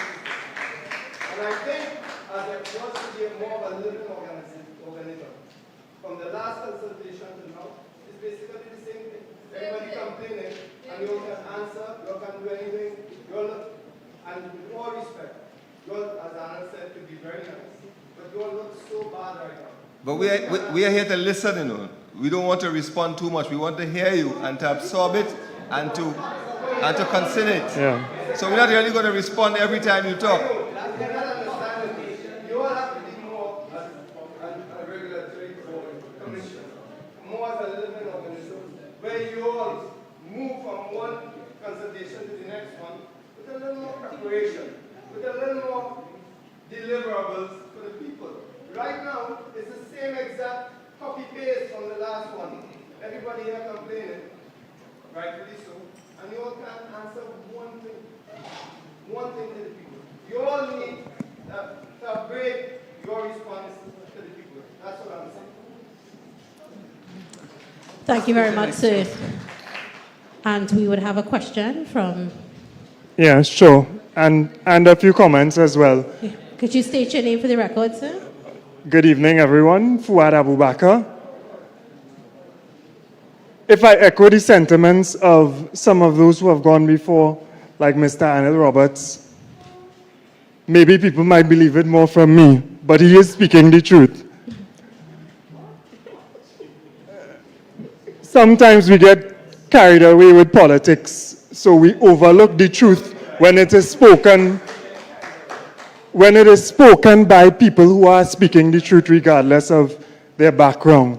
And I would like that level, listen to me carefully, I would like that level of maturity from our society so that we can seriously consider the views of individuals regardless of whatever political perspective, whatever seat, whatever position they may sit in or hold.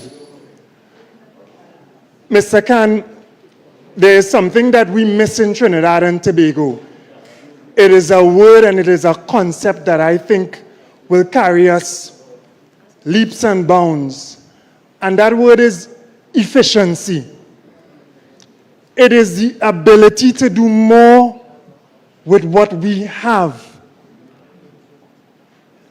And I feel certain that many of our public institutions can do much more with what they have. So to respond to your statement just now, just a little while ago, even though rates are not increased, we can expect a better performance and better deliverables from TNTech, from WASA, because their level of efficiency is nowhere acceptable for the standards of a society that is even moving towards development. And I'm glad that you would have dived into the average income of some households, but that is for households who have an income. And again, I will echo the sentiments of some of those who have gone before. There are so many homes. If you want to call them homes, that are devoid of income. I don't know if you have the statistics for the number of homes across Trinidad and Tobago, if you want to call it that are not paying for electricity at this point in time, but it is a necessity. So, as people of innovation and desperation, they find some way to get electricity. Yeah? I don't know that you all have that statistic, but where I live, from a random view, I know that it is rampant. That is the reality. And I would have heard the people who are going to make the decisions, because you all make the recommendations. Yeah? You all are going to make the decision? All right, great. All right. I hope it is so. And I hope you understand the weight of that decision and the effect that it will have on the lives of a people that cannot take anymore. That is where we are. I know there are some, and our society is strata. There are some who are insulated by high incomes, very few. But we are there. And it irks me as a young man trying to raise a family and survive in this time, that something like this could even be contemplated. That further rate increases in a necessity that we all have to have could be even contemplated and then discussed, and God forbid, realized. It is a continuation of the disconnection of our society, where we lack the empathy and understanding of the masses. And I'm telling you, it is the masses. So I really am echoing the statements because I listened to some of what was said before, and I agree. Sometimes it's not the messenger, so there are people who may disagree with me personally, but listen to the message. Let's have the wisdom and the understanding to listen to the message. We are there at that point where we can't take any more. Thank you very much. Thank you very much.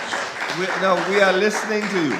I wish someone who went to the back to check what the rate would be with the proposed increase would come up and talk after doing that, so we can get an idea from them of what they think the rate will be and what they think about the proposed change.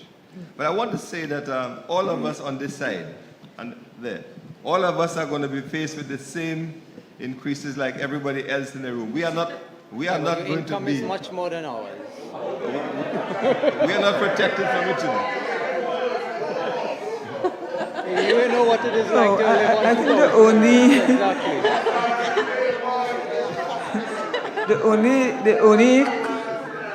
the only comment I want to make is really to note that there are programs for persons who have low or no income, and that they can access those programs, and at least with regard to electricity, that they would have some level of relief. Obviously. You mean social programs? You mean social programs? That's what you mean? Social programs? Right. So I am aware there is a utility assistance program, I'm aware that persons who have very low income and who have very small bills, first of all, will get the rebate. And I am advised that those persons can apply to that program and have their bills paid. You have to write a letter Okay, to the minister. so at least in this regard, there is some relief for those individuals. Thank you very much. And we go to the left side of the room. Hi, good night, Marshall Walker. Mr. Khan, well, you said that you're here to listen, so I just have a suggestion in terms of how you could better listen. The budgetary item, line item for your administrative staff for the RIC is in the tune of millions of dollars. So it's unacceptable to me that you can have someone speak there, clearly be very prepared. You're streaming it on Facebook. You have millions of dollars being spent, being allocated to administrative staff, and you do not have someone here taking notes, keeping record of what's going on. Or for the very least, again, it's a Facebook Live, so go and transcribe. So to ask a citizen to say, well, here's what, these are really good points, send me an email, I think that that's unacceptable. If you are here to listen, then put proper things in place so that somebody doesn't have to, after driving here, after spending the time, after taking the effort to present and everything, you now have to say, well, you know, really good points, send me an email. Okay, so we do have somebody recording. So then why ask him to send an email? You all just like to make people work? No, please. All we are saying is he made some points speaking and he could probably expand on those and send a more formal document. That's all. Okay, but that's not what you said. That's not what you said. But anyways, that's one. Two, Miss Calendar, might have been Mr. Khan, but whoever. When y'all talk about, you know, we're all facing these same increases, you guys need to understand, you know how everybody likes to say we all in the same boat? We are not in the same boat. This is a storm. It is most certainly the perfect storm because Mr. Abu Bakr said we are at the tipping point. So this most certainly is the perfectly created PNM storm. But let me tell you something, we are not all in the same boat. Somebody in a pirogue, and me know what y'all in. Cruise ship. We all spoke about very low income and their social grants and their electricity, this and that and whatever, all the different things that are available to persons with very low income. I'd like to know in dollars and cents, what is that, what's the threshold for that very low income? Because it's something like $2,000, $3,000, correct me if I'm wrong. Do you know it, Ms. Calendar? You were the one that suggested that there are programs to offer relief to very low income earners. Okay. So the way that information was submitted and described, low-income customers in receipt of senior citizens pension, disability grant or public assistance grant or TT food cards, and those persons are entitled to $1,200, let's say an average of $100 a month for the year. And that would be used towards their electricity bill. So the average person that Mr. Khan is speaking about that earns $7,000 does not qualify for that. Let's just clarify that. Because Mr. Khan is saying that the average person in Trinidad, using his weird, whack, out-of-date data, but his words, the average person in Trinidad and Tobago, according to him, will not qualify for what you're speaking about. Well, I don't think this was actually mentioned in relation to the average person. With the average person, we were mentioning somebody with some level of income. But actually, this answer was directed to some of the comments, for example, Mr. Abu Bakr and the gentleman who spoke at the beginning of the meeting, who really made a heartfelt plea for persons where there's no income or very little income. And I think those persons will fall under the criteria I just described. They may be receiving public assistance, for example. They may be in receipt of food cards and so to assist them with getting their basic needs. But also with respect to electricity, there is an allowance of $1,200 per annum for them. That works out to about $100 a month. And we can do some calculations in terms of what that may afford them. You're hearing that, right? What that could do. Actually, can I just answer? Sure. I will just say, in one of our earlier meetings, I think it was Tuesday, there were some persons who were saying that, our bill may be $55 or so. And if you are in that criteria, and I imagine maybe we can link it to a bill of that level, it will, in fact, relieve you of any payment. So that's what it can do. I want to bring some data to you because obviously you are lacking data, and that's fair. I understand that there is a challenge. Out of 117 countries, the price of tomatoes in Trinidad and Tobago is the 8th highest. The price of milk in Trinidad and Tobago is the 9th highest out of the same 107 countries.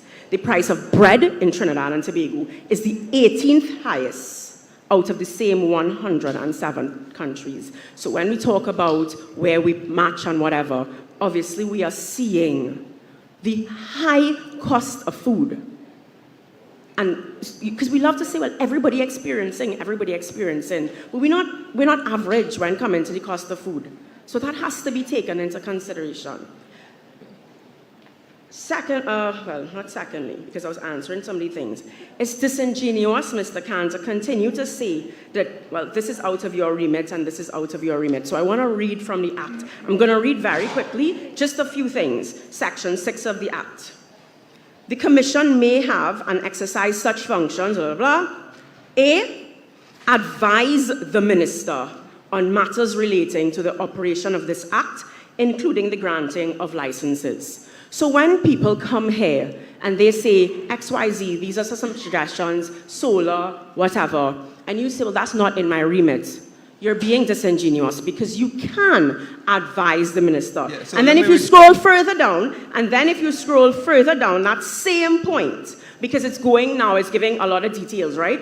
So there's something that our law does very well, and it works in favor of those who want it to work in favor. But it's time our laws work in favor of citizens. It says, do all such things as may be necessary or expedient for the proper performance of its functions. So let me respond to you with the first thing about the license. They said advise the minister, right? What that means is if someone applies for a license, it comes to the RIC. No. And the RIC advises the minister on whether a license should be issued. I am telling you the facts. Bring your lawyer. Because Tuesday, you could not respond. Tuesday, when MP Padarath spoke about 58, clause 58, you said you don't want to respond on the Act because you need a lawyer to interpret the Act. That's what I said? No, that's what, well, I guess you guys are at odds. But this says, including the granting of licenses. But it doesn't say as it pertains to the granting of licenses. So the word including means that granting of licenses is just one of the features in which you can advise the minister. But if you allow me to talk, I'm going to tell you that in relation to the renewable licenses, the RIC was responsible for preparing the draft licenses and submitting it to the minister. So we had a role.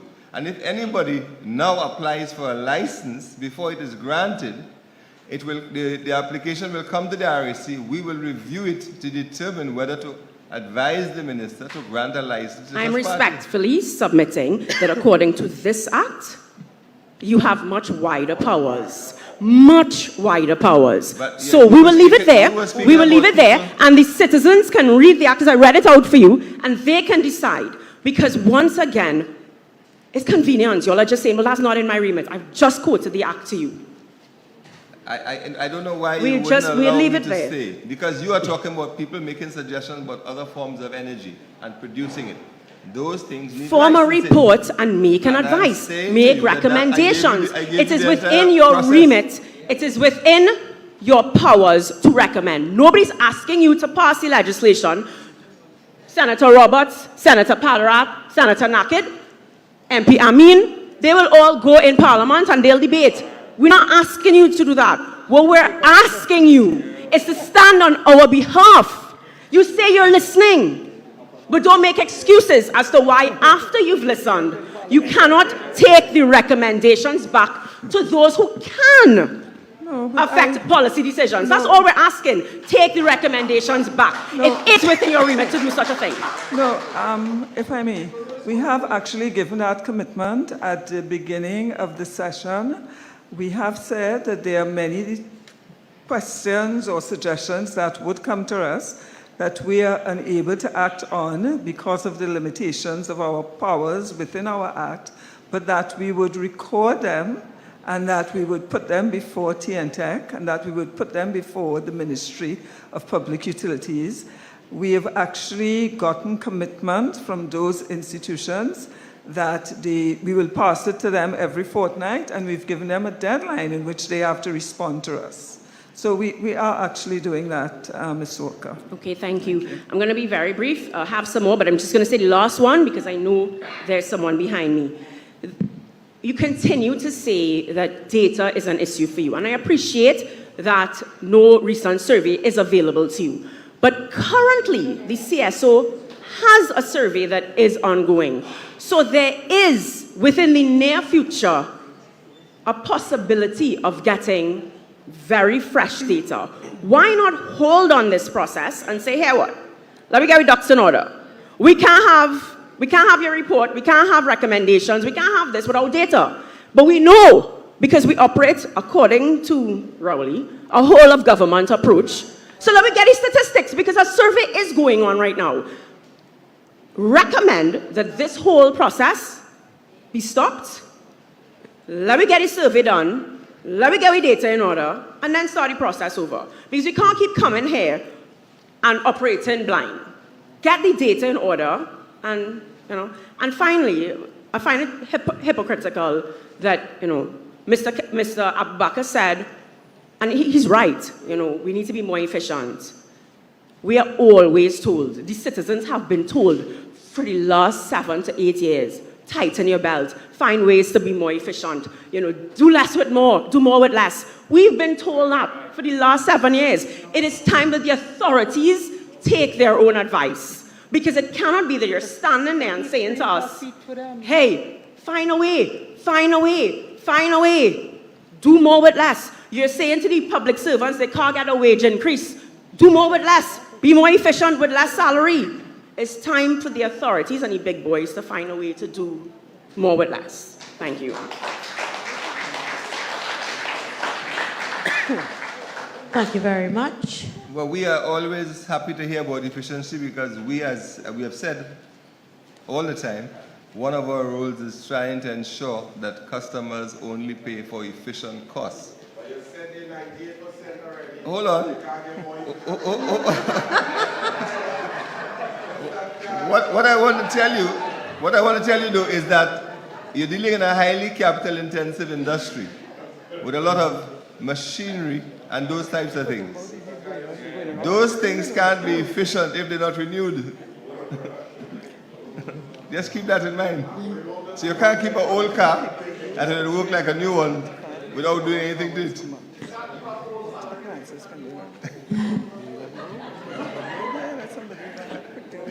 You can go ahead, sir, with your question. Please just state your name just for the record. Thank you, ma'am. My name is Barry Padarat. I have 3 questions and 1 recommendation. Separated apart from that recommendation, Mr. Khan, I know that in a lot of our schools right now, they're encountering cases of foot and mouth disease. I didn't realize that it extended here on the stage this evening. But a lot of what has been said coming from the head table did not meet a satisfactory audience in terms of how it was received. What I want to suggest this evening to the RIC, and both MP Amin and myself in the last consultation, the very first one, we made recommendations of the wider outreach. This room is almost spilling over, which tells me this 12 by 12 room that we are in today is really meant to keep just a few persons. You get their views and then you move on. And that is why people believe they are just being corralled and there's no real meaningful consultation that's happening. One of the things that I want to recommend this evening that the RIC can do, because there were several concerns, particularly on the technical issues raised by Senator Roberts, myself as MP, and MP Khadija Amina, the very first one. And we were told that you would either seek legal advice or you would then put forward the information in writing or at another point in time. There's now something in the technology that's called track changes, where you can put on your website the questions that have been asked from each consultation, the person who asked it, and what is the status of those answers. Whether or not you have sought the legal advice, whether or not you have sought advice from the ministry, whether it's outstanding, whether it's in-house, how soon? Because a lot of these things are said and asked, and when we leave here, there's no follow-up, there's no continuity. And therefore, component of the RIC's consultation, and I heard Mr. Khan say earlier that this is really for him to listen. A consultation means that we speak to you and you speak back to us, and it's a conversation that we are having. None of that has really happened because we are at the tail end of the second consultation, and we are no closer to answers, and we are also no closer to a commitment from the RIC that will give us a transparent process that will put forward answers in the public domain. So that is something I would like the RIC to consider, but many things that I've said over the past year that has come to pass with respect to these increases and the role the RIC has had to play has fallen on deaf ears. And I cannot see this evening that that recommendation cannot be taken and a commitment given by the RIC to have these questions posted on your website and then we track the responses coming from the different entities and stakeholders to give people at least the impression that you are doing what you are meant to be doing. That's the very first suggestion that I have. The other three are followed by questions based on things that were said in the presentation made earlier by Mr. Khan and some of the comments that were made by Ms. Calendar. The very first question that I have would have to do with a number of the special charges in terms of service charges that TNTech charge customers that is now being considered in terms of a review, in terms of increases. The question that I have with respect to the service charges has to do with whether or not persons, because I represent a constituency that is very rural. And there are times when there are rotting poles, when generators are falling off poles, when TNTech is required to invest in terms of capital investment, and that is not being done, and it is putting life, livelihood, and limbs at risk. I want to know how those service charges will affect situations like that. Earlier I heard you speak about capital investment. It cannot be that citizens who already are in a situation where they have very limited, if no income at all, are being asked to invest through the capital investment program put forward by TNTech, that they are being asked to pay these things up front when they just simply don't have the money. So therefore, what is the alternative to that when you are charging people to go and fix and replace poles that it is your responsibility as the service provider to remove and fix because it is your property? Sometimes they are intruding on private property, as we heard on Tuesday, I believe. But there has been very little or no answer to this burning question. All we are being told is service charges are being increased. There's a capital investment program where citizens are being told, you pay for it, and then we will see how we can give you rebates. That cannot work in a society where we have unemployment of 123,000 persons. So that is one of the things that I would like answered today. Once more, I heard nothing being mentioned about the concerns that Senator Roberts and I have raised about the subsidy. You may say that is government policy, but this is information that should be at the fingertips of the RIC in terms of requesting that information. One of the other things that you mentioned in your presentation had to do with deposits. And the question that I have with respect to these deposits, you said new customers, they will have to place a deposit. And if they default in their payments, then the deposits will be used in terms of in lieu of payment, or they will lose the deposit. The question that I have to Mr. Khan and the head table, I see you're shaking your head, but in your presentation when you spoke about deposits, you did indicate that persons will lose this deposit should they be unable to pay. The question I have this evening, based on that premise, is the entities through state enterprises, ministries, etc., they are the largest debt owers to TNTech. And therefore, what is the repercussions? Because citizens are being told that if you cannot pay your bill, you will take their deposit, and therefore that will be the repercussion for not paying your bill. What is the repercussion for the state for having TNTech in a $8.8 billion, not million, $8.8 billion debt situation? What is the repercussion for the state for that, when they are the ones who are the largest debtors to TNTech? And the final question that I have to raise this evening has to do with, and many of the contributors also raise it, but I will add my voice to it, and it has to do with the statistics. And the question that I have today is that we had the first consultation happening on Tuesday evening, which was almost 48 hours ago. Has the RIC reached out to the Minister of Planning, who is responsible for the Central Statistical Office in terms of when you can get reliable data that can be utilized in making the determinations that you need to make? All we have heard, and respectfully, I'm trying to take a lot of the emotion out of it this evening and deal with the real hardcore issues in terms of some of the technical matters, but also some of the regulatory powers that you have. You will have the audience believe that you cannot make recommendations, that you cannot pick up the phone and call a ministry, like the Ministry of Planning, and say to them, or write them a letter and say, can you indicate us? We have been using 2015 data. What is the most recent data do you have? Can you tell us when are we going to receive this data? When can we expect this data? Is there any alternative source of data that can be utilized? But you throw your hands up like Pontius Pilate, it's not me. And that approach simply cannot and will not work. As I leave the microphone this evening, on the last occasion I indicated that MP Amin, myself, we are in the lower houses of Parliament. We represent people who elected us. Senator Roberts and Senator Naked are here, and they also represent people.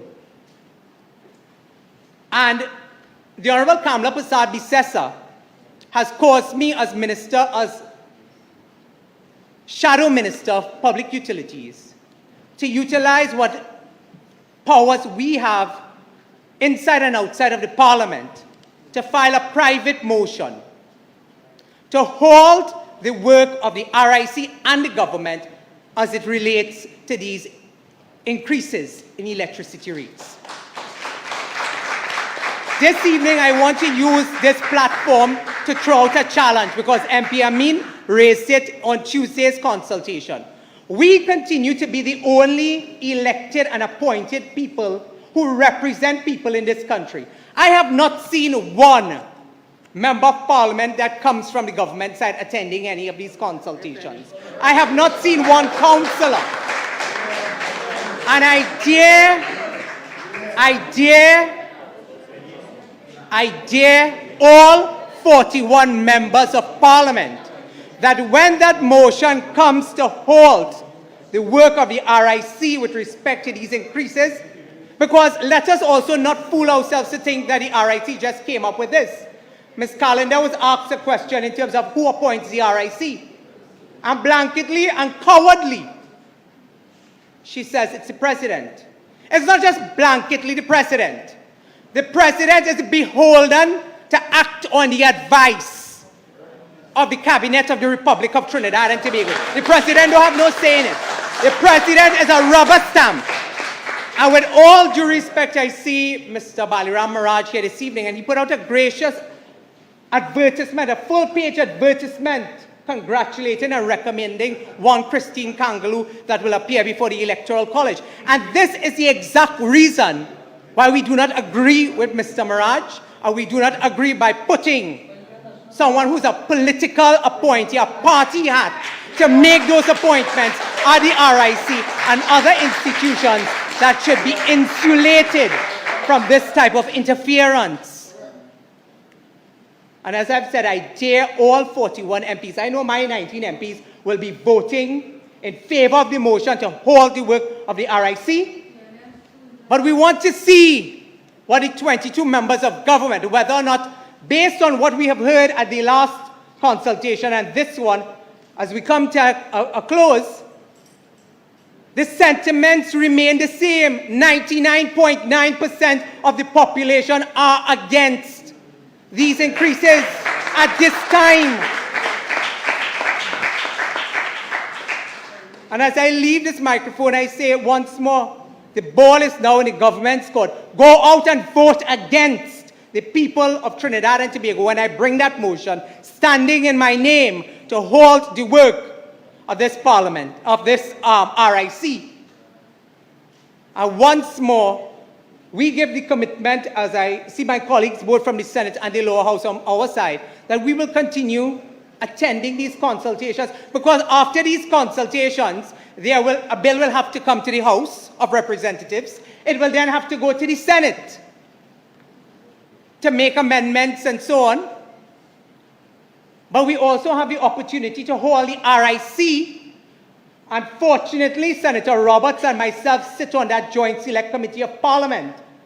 And Anil, I didn't share this with you before I came up here, but it just occurred to me that based on the ignorance displayed by the RIC and those who they are acting on behalf of, we will have to table a motion before that Joint Select Committee, just as they refuse to answer the questions asked by the people. They will have to appear before the Joint Select Committee. So one way or the other, you can run, but you cannot hide. You are answerable to the people of Trinidad and Tobago. And therefore, I will end how I started, with that suggestion and recommendation, because I want a commitment from the RIC that you are interested in accountability and you are interested in doing the right thing because it is the right thing to do. And you cannot tell me that you cannot provide an avenue, a platform for people who have made submissions, people who have made recommendations on this particular issue to know what you have done with it, if you have done anything at all. I thank you. Thank you very much. I would like to invite. I'm going to respond to the one about the deposit. You can talk about Section 58. Yeah, Mr. Pararat, sorry. You spoke about the service deposits. I don't know if I wasn't clear enough or you didn't hear me well enough. What I was saying is, for new customers, if the new customers make a deposit and for 1 year they have no issues paying their bill, the deposit will be returned to them. I never said the deposit will be taken. I said that the deposit is there in case you are a bad pay customer. But it doesn't happen automatically. It does not happen automatically. Because I indicated that there are codes of practice that tell TNTech how they should operate for people who don't pay their bills. So those will be in effect. Have you done that with the government? The ministry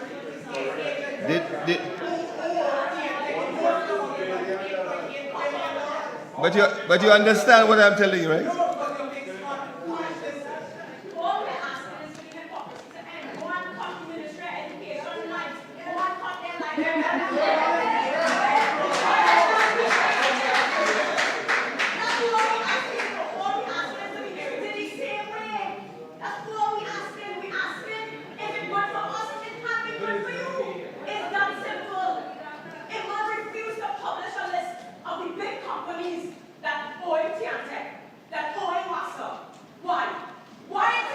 Why it is we don't know who owns Tiantec and Rasta.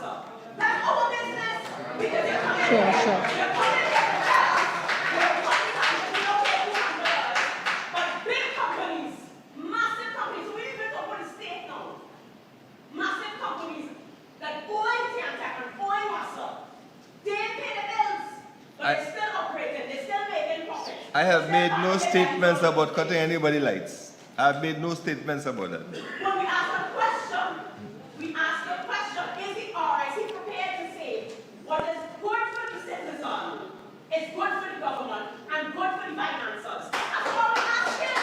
That's all we're asking. We want a commitment from you that you will go and demand. You will go and demand, and you have the right. You have the right to go and say, hey, Tiantec, who's that big financer that going at millions of dollars that you refuse to cut the lights for? They're coming by the small man. We have no such right. We would like to give the person at the right in the room. She's been standing. If I may. Wait, we have a response from our chairman on one of the questions posed. Right. So at the last consultation, I took away questions. I think I would say there were maybe the three most important, well, maybe not the most important, but three questions that I consider that we really should provide some information. One of those questions had to do with Section 58A, and we do have a response for you, which I'll be happy to provide at the end of the meeting. We also have the statistics that I promised Mr. Roberts in terms of the TNTEC guaranteed standards and the TNTEC overall standards, so that can also be provided to him. The last issue really concerned Miss Bruce, the elderly lady who has been having some challenges with her property and having an electricity equipment placed on it. I had promised that I would speak to senior officials at TNTEC. I have done so. They have told me that they will send somebody out to do an inspection, and in addition, we have assigned it to someone at the RIC who will follow up on that issue. So those. Okay. So in addition, this evening here today we were speaking about what can you get with $100. And because we have the bill calculator at the back of the room, I was able to get that information quite quickly. So with $100 VAT inclusive, one can enjoy 265 kilowatt hours per month. And in terms of the equipment that you may be able to run with that, I'll just go through it quickly. Of course, these are average usage, right? It probably depends on your particular unit. But for that amount of kilowatt hours, you can have a refrigerator, house lighting, external lighting. I think this may be about 6 or 8 lights, a washing machine, dryer, house appliances, radios, etc. Okay? $100.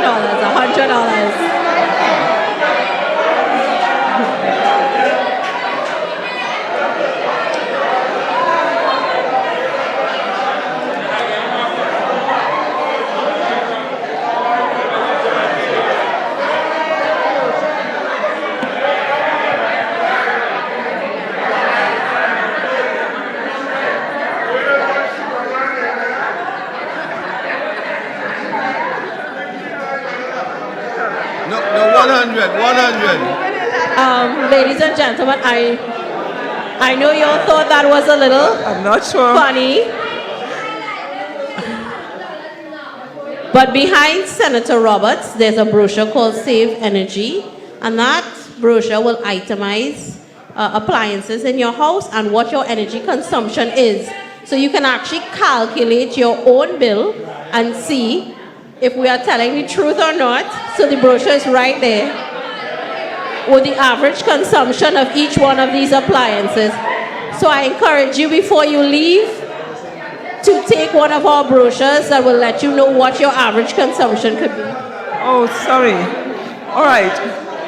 I am now.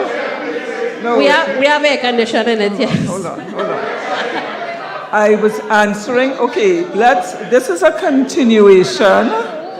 This is a continuation of the information I provided to Mr. Abubakar, where I said there is a $1,200 allowance. I averaged it out to $100 a month. And then I had the kilowatt hours computed, and then we broke it down into appliances that can be run for that amount of kilowatt hours per month. persons who have a more specific concern, $55, for example, which I did not take away to do, but which I can have computed. So now I know on the floor we have a request for what happens for someone with $55. So I'm going to ask my technical team to turn that into kilowatt hours and then turn it into appliances. And so we can, I think we probably could get, if not today, if we don't get it today, we will have it on the next occasion. And we are Madam Chair. Madam Chair.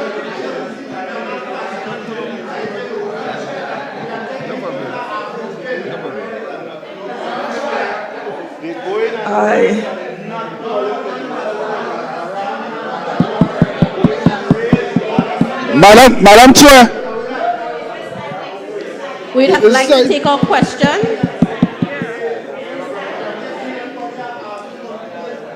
We'll take our question from the left side of the room now.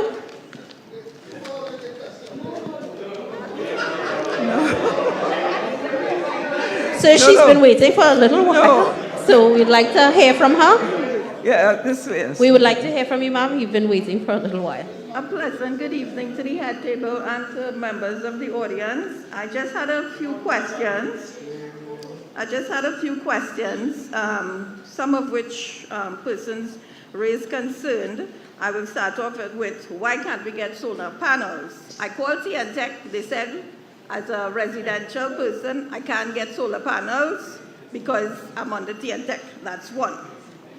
I also wanted to ask, the information that you all shared on the slide at the start, is that information available on your website or somewhere? Yes, that information will be available on our website and on our social media pages. Okay, perfect. We will share the presentation. You can actually get a copy of it before you leave. If you'd like a physical copy, we can actually provide you a physical copy of those slides before you leave. Yes. That would be perfect. Thank you. Because there are no persons here from TNTech, one of my questions would be, what assistance would be given to persons who can't pay their bills? So I guess obviously you cannot answer that. In terms of energy and electricity efficiency, in my household, I have one less person. The rates last year was much lower. Now all of a sudden the rates shot up. I put in all the LED bulbs and everything. I don't have no dryer working and everything. And the bill went from under the $300, no air condition, under the $300, so all of a sudden it's almost $500. I'm not doing anything extra.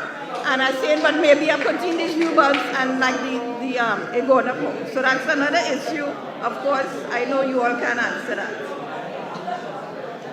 My last question, well, second to last and last.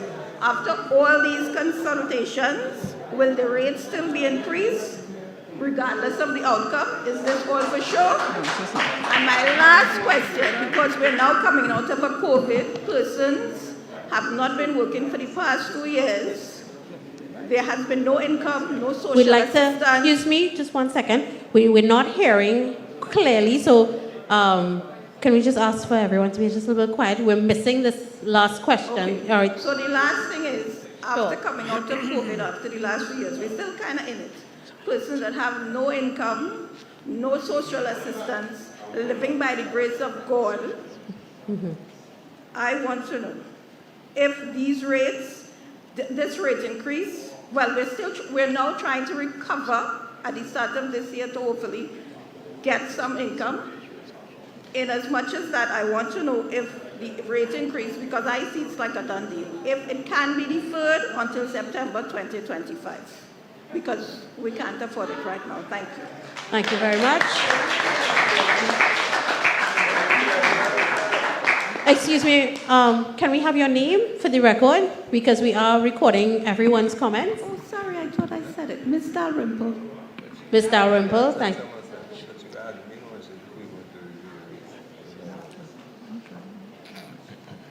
So I think we can move to the last question for this evening's session. Well, I feel quite honored to be the last person. First of all, I would just like to say to the RIC, welcome. Oh, my name is Brian Big. Welcome to the Arima Community Center.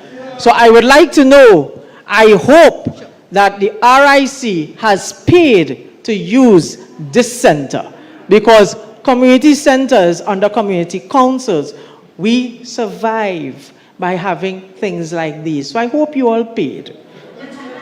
I really hope you did, because we suffering. We did pay.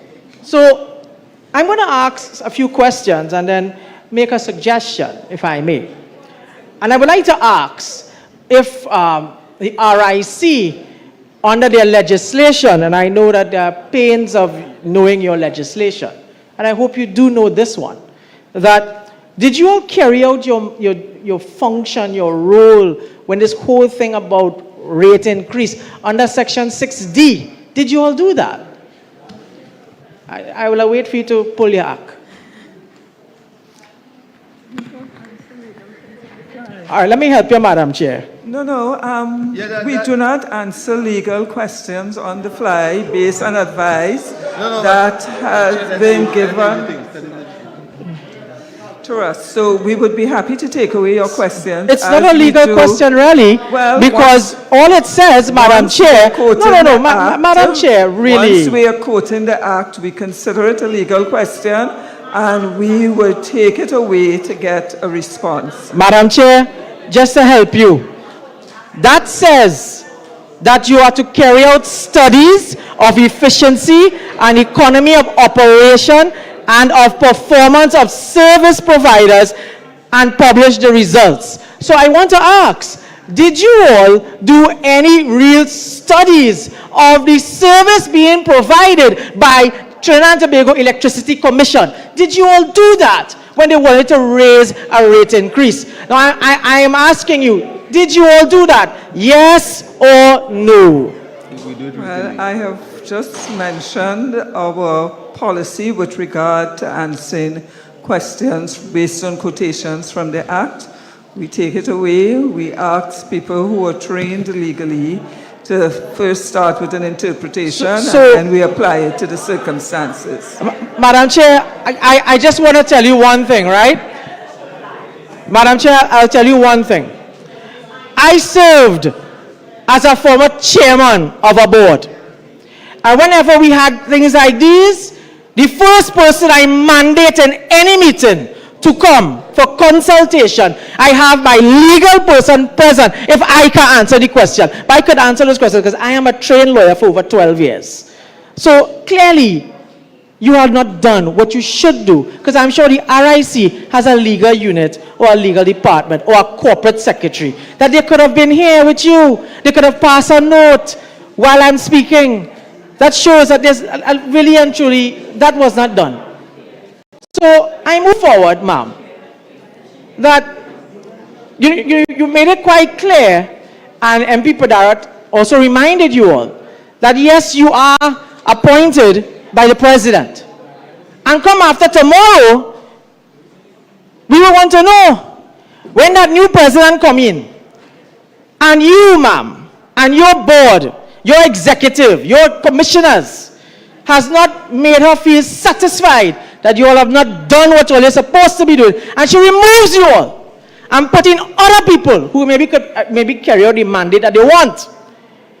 And Mr. Khan, I don't know if the board or executive or commissioners ensure that you are employed, and they decide to say, get rid of you, and you gone, and they bring in a whole new kettle of fish, and you all decide to not put a halt on anything, and that new board comes in. Are we going to start back the whole process over again by having consultations again? Will that happen? Or Mr. Khan, if you are kept, and certain recommendations that you want to give, because in your heart and soul, and you take your little 3 months, and your next 3 months, and your further 3 months, and there's a decision, a recommendation, no new rates. And you go to that new board of commissioners, and they say, Mr. Khan, we don't want to hear that. There's a word upstairs that says new rates. Would you, Mr. Khan, as a member of the RIC via executive member, would you tender your resignation? I await your response.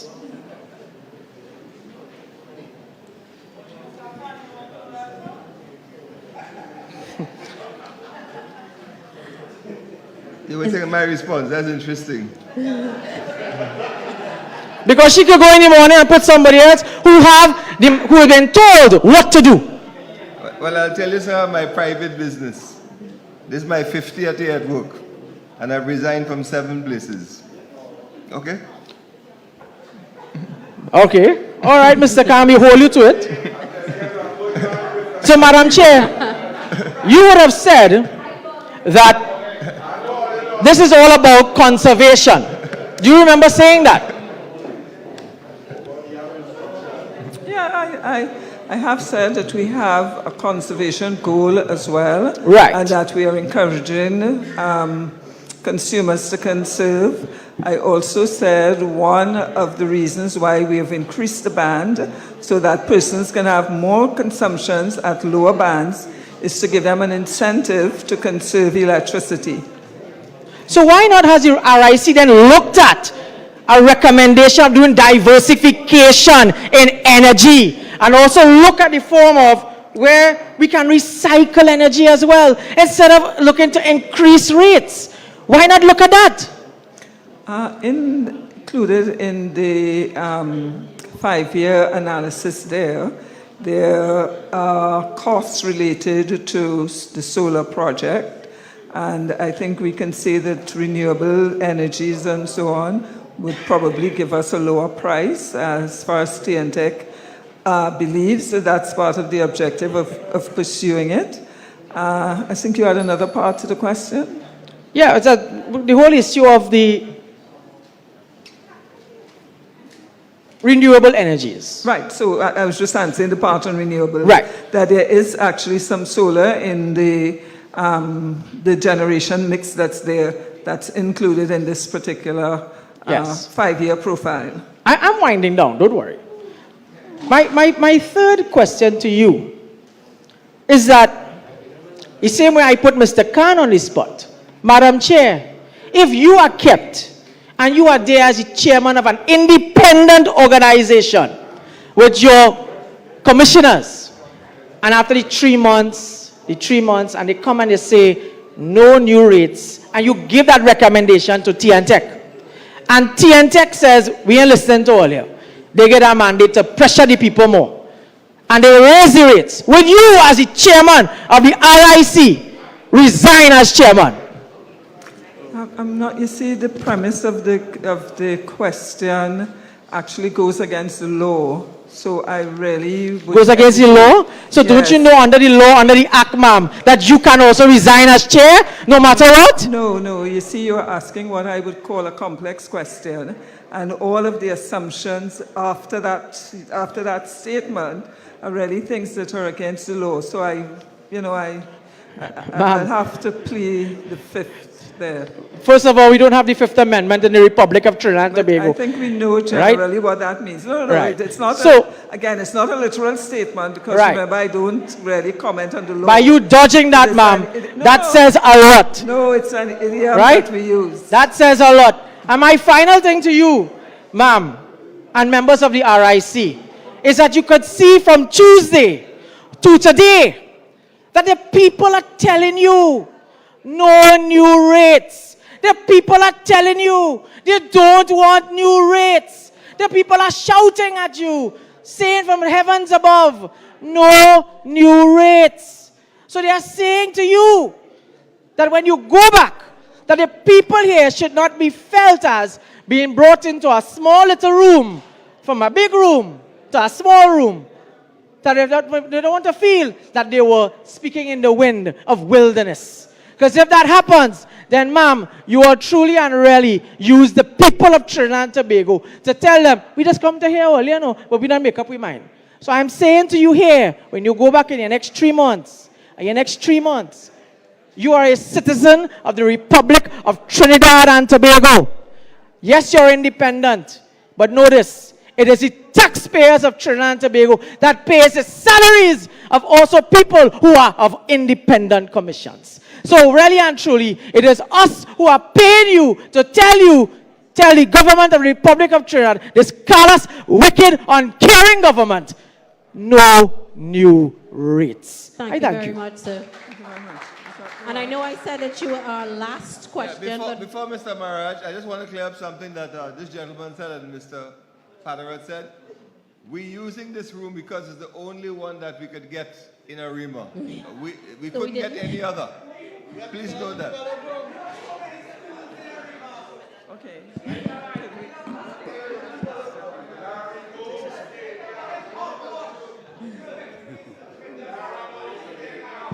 So the schools were in use while we were setting up. So this is our available venue. So we're going to ask Mr. Baliram. Thank you.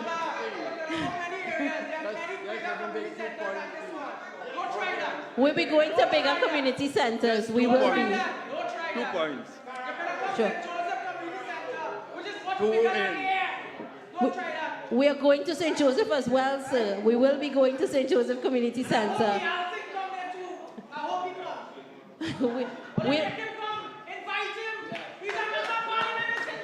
We will. Thank you very much.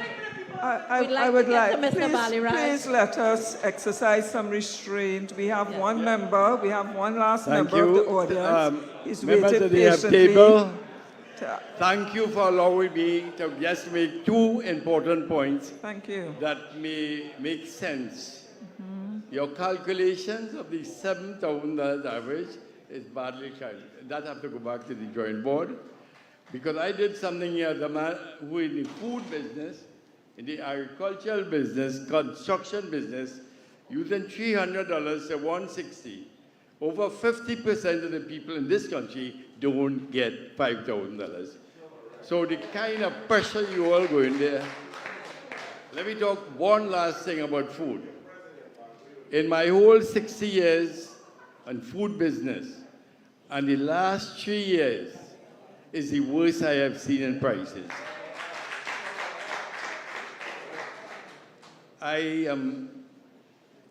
Things we saw, oil went up by 150%, milk 60%. I am just pleading that I heard it from you. I think you all have to do some homework. I admire how you took this thing. I thought I was in Parliament. I enjoy what was going on. It's a good lesson for me. But the facts are there. And the price of goods, we just, people cannot afford any increase right now. When you used to buy $100 with a big box of goods, it's a little paper bag of goods now. We cannot put that pressure on our middle and lower income. I want to believe, Madam Chair, where the calculation went wrong. They use average of salary, including the bigger salaries, and not treat the middle income and the lower by itself. The middle income, which is the bigger employed people, the agriculture, the people who work in stores and so on, they are the ones that not even see $5,000, and we're using $7,000 here. So I am just pleading that your numbers need, I think this lady said it loud and clear, you have to go back and check what is the reality and come back and with some true figures. $7,000 average is way beyond. And beyond that, I'm saying this is a general statement, I will leave it unless this constitution don't change where it's a bias. How could the government of the day employ a Speaker of the House, President of the House, Trinidad and Tobago, and they already decide the whole constitution have to change. I'm seeing a lot of politicians here, and unless that do happen, like what you all are doing here, Trinidad will see another 60 years of hell. Thank you all very much for your time. I just want to thank everybody.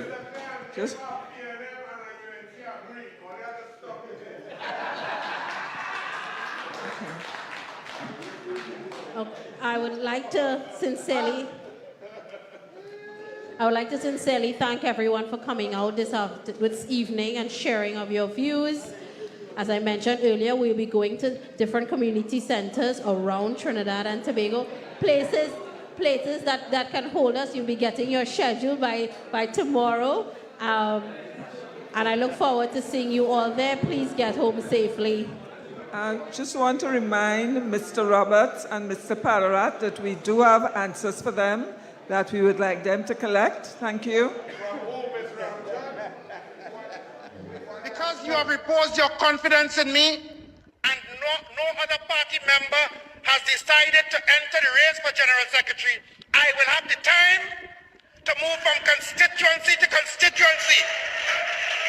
Have you sought a meeting with the MP since this has happened? Yes. Any response? No response. He has not No come out. response from How Foster far is Cummins. his office from here?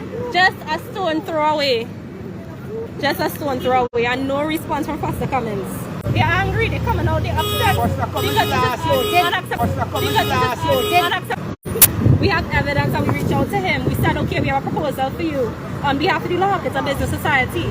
No response. That is why people are upset. You're telling me because you put up a structure, not shocking, a proper structure. You come and break it down? You could have done it better. You could have done it better! That's and I'm fed up. I'm very MP, by the way. Where's Mr. Foster Cummins? Where's Mr. Foster Cummins? Where is he? He's hiding. Chance, man. Fed up. That's the thing. He wants all the votes. Only go vote for them. Again. And get the same shit. They don't care. They don't care. According to the man, my job is to make sure the rich get richer and all. They get some scrums. You understand? Well, that is what it's all about. This party is a game. This is a game. The election coming, we will see them. Yeah, election coming out. They will come and give all their hamper with some sardine and cornmeal. And that was all the words. Come on, that was all the words. Look at 300 for walking. We can't move back. And that is against them until election again. Really irate residents here this morning. So the jersey, the PNM jersey, it's still smoking away, almost to nothing.